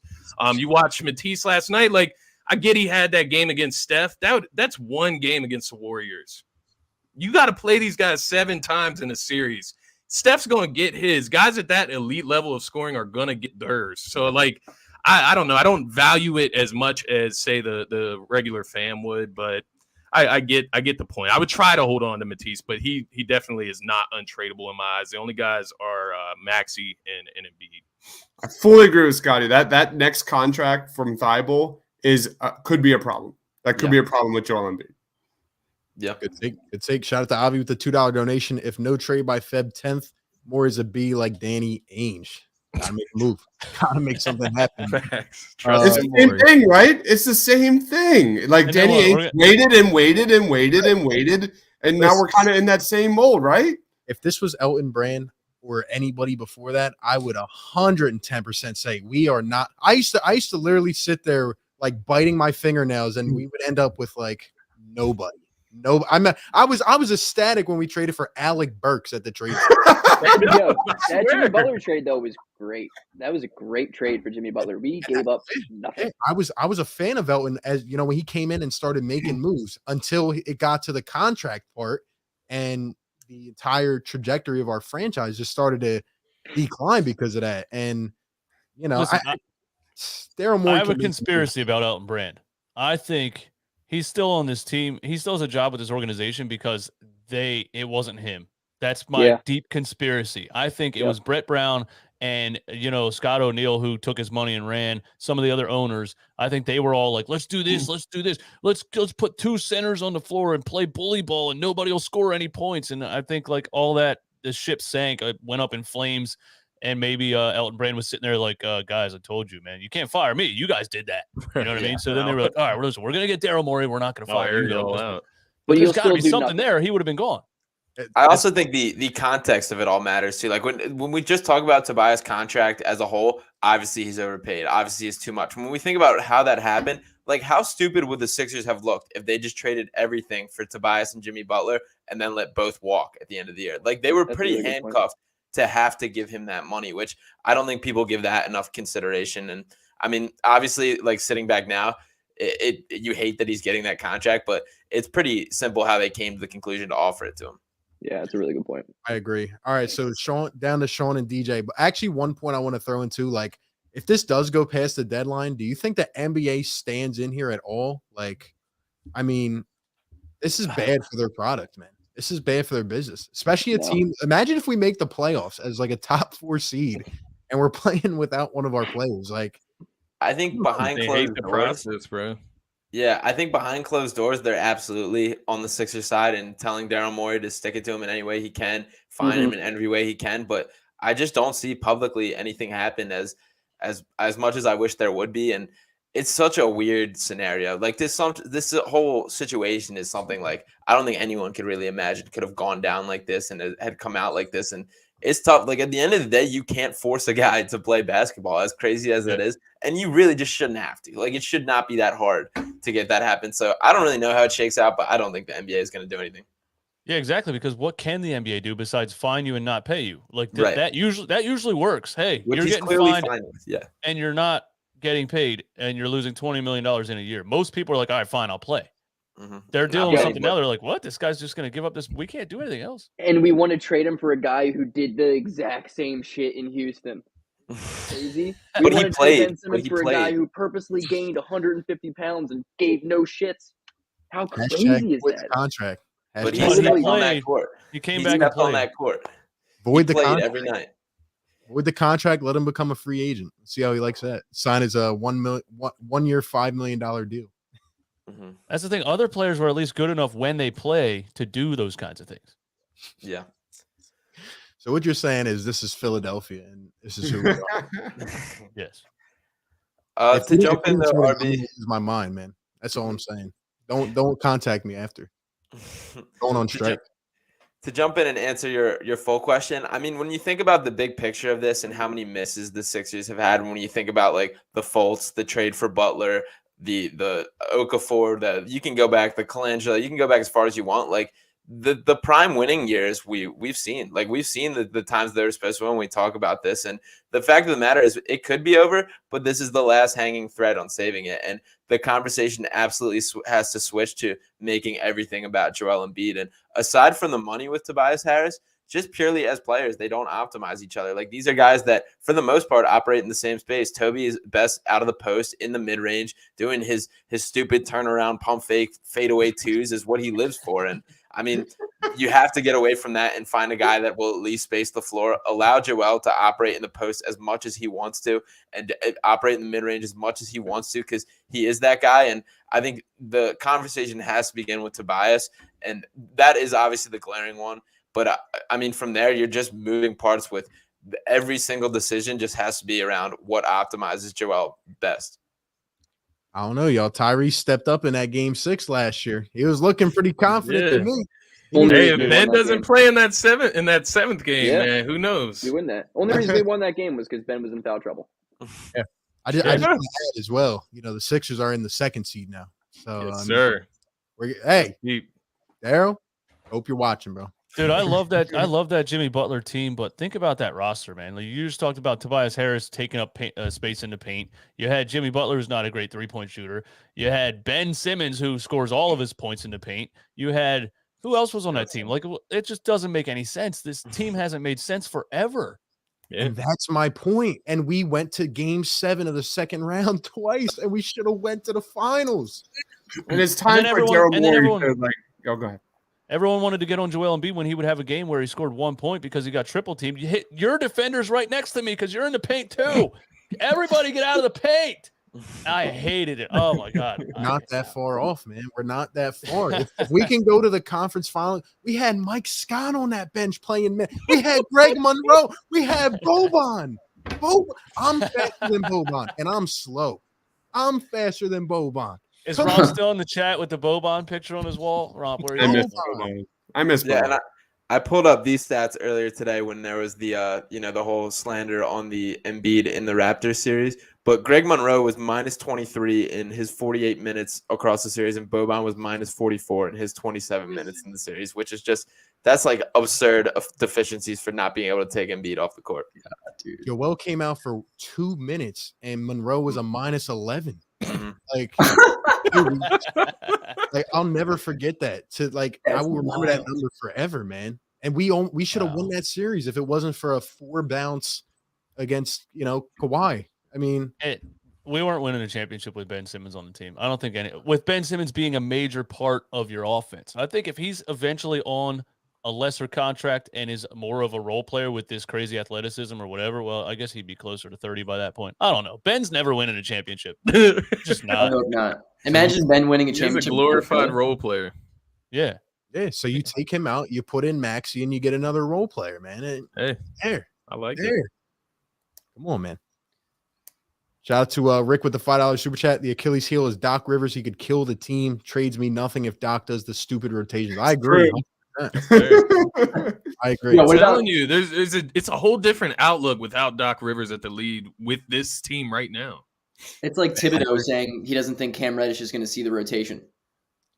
What the hell did you just trade for the guy if you're not even going to play him? Yes. It's really the same with Doc Rivers. My problem Let's is trade for him. My problem is Doc Rivers taking an ordinary loss and throwing it into a fire and making it like a 3-day storyline. Like, stop. Just say we could have done better. All he has to say is it starts with me. We could have done better.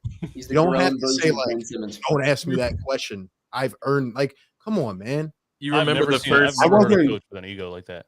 You remember the first game against Brooklyn at the beginning of the season? It was like the home opener where he didn't challenge the one. I can't even remember what it was at this point. He didn't challenge it, and he tried to blame it on the guy that is assigned to tell him to challenge in the press conference. Like, you're just saying that other people are making decisions for you. Dude, it gave me In Doug order to Peterson not be vibes. accountable. I was not joking at all when I said DeJounte Murray to Philly. He would just be a glorified catch and shoot 3-point player. I'm not really joking. Dunker spot. Unbelievable, man. All right, DJ, close us out. The most optimistic guy on the panel. I thought you were being serious for a second. I'm like, I what? thought No, it but was too, man. Mr. Crockpot takes it to the next level sometimes, though. So glad to have him out here, man. Maybe I'm the number 4 most negative. He's like the evil twin. He's like the dude on your shoulder. You know what I mean?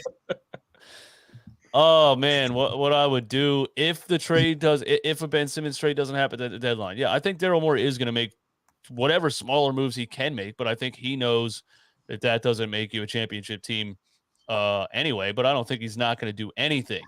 But I think he's definitely not going to trade Ben Simmons at the deadline because there just doesn't seem to be a reason to right now. Besides, like, there's not players available that are really moving the needle. With Tyrese Maxey playing better, I'm interested to see what Tyrese Maxey looks like tomorrow, and I want to see him put up 23 field goal attempts with Joel Embiid on the floor. You know what I mean? Because like, I get that Joel's not there, so you got to be the guy, but you could also be the guy and take some of that off of Joel. I guess it'll take some time for them to figure that out together. But I don't see the Ben Simmons thing happen at the trade deadline, sadly. Tobias Harris is impossible to trade. Absolutely impossible to trade. The best thing that could happen right now is Tobias Harris playing at the level that he's played at in January. And when we go the rest of the season, we get something out of him, and you don't rely heavily on him in the playoffs. I think Tobias Harris is better when Tyrese Maxey has the ball in his hands. Like, if Tobias can play off of him the same way he kind of played off of Ben, he's a better player than here's the ball, let's run the offense through Tobias Harris.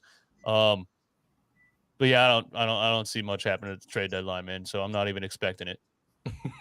Yeah, just to your point, dude. Like, give Tyrese Maxey the keys. Like, take Tobias out of that second fiddle and insert Tyrese Maxey. If he's not ready this year, it don't matter. Like, what do we got to lose? How many more signs does Doc Rivers have to see? Like, that's my thing. How many more signs? Kid gets buckets. Talked about that last night. Maxey is a hooper. Maxey's been doing it from the moment he came into the NBA. I've never understood why Doc Rivers is having such a tight leash on that kid. He's the second best. He doesn't play kids, man. That's his thing. He does not play the kids, and he doesn't give them the leash that they need to kind of take their growing lumps and pains and get through them. And we saw, like you said, man, from the jump, Tyrese Maxey in big moments has rise to the occasion every single time, and we still freaking see the offense running through Tobias Harris, Furkan Korkmaz, Seth Curry. It's nauseating, man. It's We nauseating. have no idea how good Maxey is. If Ben Simmons played this year and everything was all good, we would still be like, oh, Maxey could be good one day. Yeah, That's Doc Rivers. He wasn't. We don't know. The only reason we know Maxey is such a stud that he is because Doc Rivers had no choice. Yeah. It's either start him or Furkan Korkmaz as a point guard.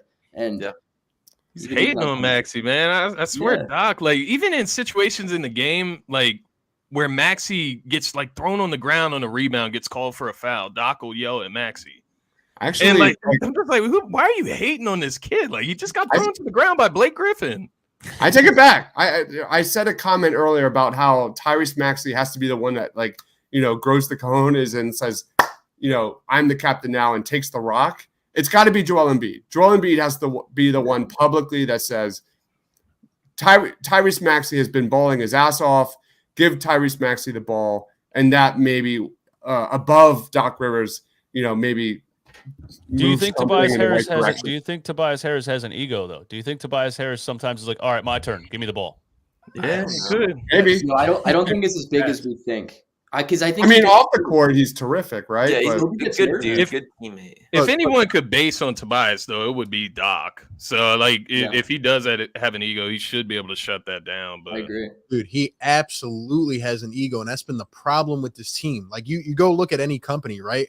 Say the lower level manager is 10 times better than the controller or the owner of the company or some high level executive, right? And like you're going to that low level manager, they can do anything you want, but that controller, he's starting to feel it. He's like, well, my pay grade's up here. I got the big title, the big desk, the big name.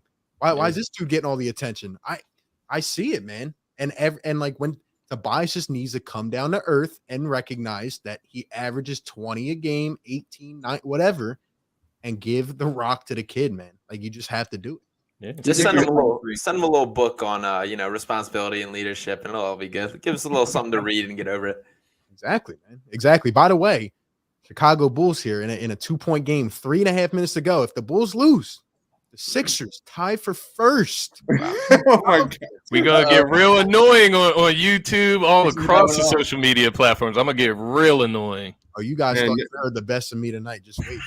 Nothing like regular season basketball. And it's right. And we'll note it is. That's what I mean. It is against the Magic. So we talk about the Sixers struggling with these bad teams. I mean, we're beating the Orlando Magic. It might take a Mo Bamba 30-point performance. Beating the Magic, man. We're burger from Embiid.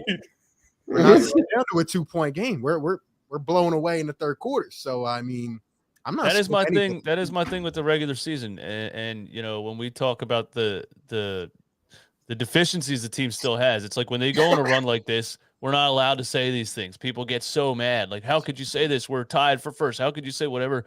And it's the same thing that happened with the Eagles this year. And I was like, we are going to get smoked by Tom Brady. Are you kidding me? And I was such a hater, but it was just realistic to me. It's just I'm trying to predict it by what I'm seeing every game. That's all. Oh, I was in the same boat, DJ. Same boat. Yeah. I agreed with that, but the Eagles didn't have Joel Embiid or a player compared to him. I mean, I'm looking at. DJ loves Jalen Hurts, though, right? You think Jalen Hurts is like Embiid, right, DJ? Oh yeah. Oh. I'm going through the East right now. He's awful. No, he's awful. I mean, he's a good backup quarterback. This fan base just overrates the hell out of anybody that puts on. Wild. It's wild. I saw somebody comparing him to Devontae Smith pick. Yo, I can't remember who. Oh, the Josh Allen shit on my timeline on Twitter has been nauseating. He was projected to be a 3rd or 4th round pick. His comparison coming out of college was Tim Tebow, and he was drafted to be a backup quarterback. He's just forced to be a starter right now. He's not. I like the guy, but let's be serious. I like him. I've seen like 20 throws in these playoffs that were like better than anything I've ever seen from Jalen Hurts. Period. Yeah. Well, at the end of the day, I'm not that. We're talking regular season versus playoffs. You guys are. Who brought up Jalen Hurts? This is a Sixers live stream, and these dudes are over here crapping on Jalen, man. Like, damn. Like, look, the Sixers got a shot, man. The Sixers got a better shot than Jalen Hurts. I'll give them that. The Sixers are the lifeline of the city, man. right now. Yeah, that's And- fact. See how bad the other sports are. Yeah, you're right. You're right. Oh my And goodness. That, Flyers Young- are gonna have paper bags on their heads soon, man. Like Listen, Yeah, I- talk about I getting agree with stars. you. Help! Look at the Phillies. baseball isn't even going to get played this year. Oh, I I mean, I don't even think of the Phillies as an organization. I wasn't even going to bring that up. Dude. I will end with this. I'm looking at the Eastern Conference. Nobody is stopping Joel Embiid. This man's on a vengeance. We said last year he could average 30 in a playoff series. This man could average 37 in a playoff series. I'm not even lying to you. We thought he dominated the Wizards. That was with a 6'11", 240-pound non-offensive player just sitting on his hip. That's what he can do now, man. That's all I'm gonna say. and you're right. I agree with you. I agree with you that we have a chance that if Tyrese Maxey can keep it up, and like you said, I think we're all in agreement. If Tobias Harris can take a little bit of a back seat and let the point guard run the show, I think they do. They could make some noise. I And, agree. and going back to the original point about this last game we saw, if Andre Drummond can take more of a role moving forward the rest of the season, maybe give Joel Embiid some nights off, who the hell cares about the regular season? You nailed it, RB. Joel Embiid in a playoff series, no one's stopping him. That guy is going to crush it as long as he's healthy. So if Andre Drummond continues to play at this level, that is a major story. Yeah, I agree 100%. Shout out to all you guys for coming on, man. We still got over 400 people in here. Thank you all for being here, man. This was a lot of fun, no doubt. All these guys' channels are down below. Definitely check them out. We're all covering the team up until one of us or multiple people up here lose their mind next week. Maybe you guys have accepted it. I haven't. Like I'm gonna be all in until whatever time. I think it's 3 p.m. on February 10th. I'll be there ready to rock, man. I thought you were gonna on hurt the me other the side a same. I couple weeks promise ago. you. That's the crazy part about it is last week I was like, we're not making a trade. DJ was like, Oh dude, my we're God. going all in. We're making a trade. And it's Yeah, he was like, no, I'm not streaming the deadline, and I was like, I am, and now I'm not. yeah, 'cause we're making a trade. We're making a trade. I was like, nah, there's no way. And it's like, that's what Philly sports is, man. Every week, it's just like, I might wake up tomorrow and say, there's no way we're making a trade. Who knows? Every day, it's different. Like I didn't one day, expect it's. Go ahead. Go ahead, my bad. I didn't expect to wake up to a Ramona Shelburne hit piece this morning. So Oh, I man. feel you. It's a roller coaster. I did want to say that when we were talking about how annoying it is that these stories keep coming out, I was like, it's kind of this. I know it's going to be over soon, so it's entertainment for me. And somebody sends me somebody's like, "Yo, are you going to make a video about the article?" And I'm like, "Is it going to piss me off?" And they're like, "Yes." And I'm like, "Absolutely, I'm going to make a video about that article." And and I'll take the views because this article's pissing me off. Sure, why not? I've been talking about this dude every day for the last 6 months. I can't take it anymore. I might have to consult with a doctor about like if this goes past the deadline, like I don't know what to talk about anymore. I'll talk about how great Joel is. I hope he wins MVP. But like, come on, man. His Come mental issues are stemming into my life. That's the problem. Exactly. It's I'm tough, tired man. of it. I'm tired of it. The Bulls. So that's why you're thinking it will be a trade because you're hoping to God that there is one because you can't deal with it if there's not one. And I think Daryl Morey, based off of what I've heard him talk about last year, if you heard him in that press conference after that Hawks series, this man was deflated like a balloon that popped. He was like, I was in my office smacking stuff around, screaming. Like he's a fan, man. And he's sitting here watching this greatness. And he's like, I got the greatest talented center at my fingertips. Like I'm trying to go optimize. And he knows we should have won last year. He said it in that radio gig on Mike Missinelli. He was like, we should have went farther than we did. We should have made it to the conference. Like, and he knows if we don't make a trade, we're not contending this year. But DJ said it earlier. I think his entire career is his whole, like, his past history. He thinks if you can get two guys who are top 15 guys, then nothing else matters. And you can figure it out. As long as you can get two top 15 guys, nothing else matters. And I think he's like, all right, well, top 15 guy, it doesn't matter. Is Harden going to work? I don't know, but it's worth it because he's a top 15 guy. So like, it also that's hard to do. Like two top 15 guys, that's not even enough for one for every. That's enough for one for half of the teams, and that's considering some teams already have more than one of these guys. So that's why he came to Philly though. Because you already have one, You know what the thing is, man? 2.5 is not worth that. He's not No, even it's not. close. And it sucks because I wanted him to be that.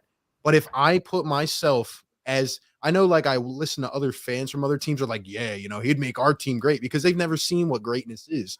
And when you put yourself in a GM's mindset, like another GM, I don't want this guy. Like, what if he comes into my team and he's unhappy? Like, is he just going to go take a walk in the park and not come back? Like, what if a coach accidentally says, like, he needed to be more aggressive tonight? Is he not going to come back? Like,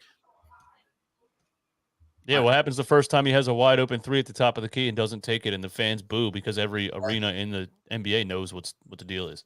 I can't wait till he plays. I cannot wait. I don't care what team it's for. And KD's jawing him down, telling him, yo, what is wrong with you, bro? Like, KD's not afraid to go at somebody. Like, put him in the Blake Griffin role. Just let him run pick and rolls and dunk. RIP, but imagine what Kobe would say to this man. He would have smacked him. He would have said a word. He would have smacked him. He would have suited up to play for the Sixers and be like, this is what you do. This is how you do it. Michael Jordan and Kobe Bryant both would have smacked him. Yeah. Straight up. That's why he must be a Sacramento King, because that is a team that does not care about anything. And yeah, dude, that's just I played competitive sports my whole life through college, and like I maxed out every ounce of my body, every ounce of my talent. It is what it is. The fact that we're seeing like Charmin soft Ben Simmons, like, salty and cry because his feelings were hurt and he was called out just this much, it just kills me, man. I as a Ben Simmons guy, I agree, Scotty. He might be the most hated guy in Philadelphia. 100%. Like legit 100%. hate. Like I say I hate a lot of people, but like legit. I have like a grudge against this guy. It's horrible. This is killing me, man. I want to see Joel get a shot at the tourney, man. I want to see him get to the dance. I Joel. It's time to get him some help, man. And it'd be worse. It sucks, man. I want to see him be the man, but me too. On that note, go Sixers. On a positive note, they're 17-9 on the road. You look at last year, they were like had 12 wins at this time. Like they are playing better on the road. Come on, guys. Second place in the East. Hashtag be first. Hashtag make the trade. Hey, we might have to run this back next week so I can knock some sense into these guys. Once all these rumors start flying. Let's get it. It's going to be. I really hope it does, man. I hope he just at least goes with. Yeah, I would love to be wrong. I can't get a top 15 player. I'll take Tyrese Halliburton. I hope it happens, but I just. Dude, if Tyrese Halliburton was on the table and he denied that, I could see around next Tuesday. It's going to be one of them days where you're just refreshing Twitter, Woj, dropping Shams, everybody just. They're going to talk about him. They're absolutely going to talk about him nonstop until Thursday at 3 p.m. I think it's 3 p.m. Is anybody working next week? I'm going to be hanging on for dear life. I'll tell you that. But anyway, man, shout out to you guys for coming on. Yeah, this was a lot of fun, guys. I appreciate you guys. We can just go around and let everybody know again where you guys are at with everything. We got almost 380 people in here. Thank you guys for being here. Greg, go ahead, man. At Greg Melly, nice and simple. Follow the YouTube, follow my Twitter, Greg Melly 27. Follow my Instagram if you want to look at me. I don't know. Yeah, you can follow me on Twitter at Sean_Bernard1. Got it right there. Give a subscribe on the Pick Swap Pod on YouTube and check out the podcast there and check out my written work on phillysportsnetwork.com. Am I up? Dives, Mr. Crockpot on Twitter. Check out the Painted Lines. I drop Sixers and Eagles content every single day. Right now we're in NFL draft season. I did just before this my sixth mock draft simulation of the season. I've got the Georgia Bulldogs podcast joining tomorrow to break down all the top Georgia prospects. I've got quarterback rankings, linebacker rankings, wide receiver rankings, and edge rusher rankings, and quarterback scouting reports all up on the channel if you love the NFL draft. And that is my baby. So tons and tons of just NFL draft pumping out. And of course, I drop Sixers highlight reels literally every day. So thank you so much, RB. Thank you so much, DJ, for letting me join, man. This was a blast. And I swear I'm not that negative. No, I just think you're very realistic. You don't ease into it though. You're like, this team sucks. Bam. Doc is a pompous ass. Hey.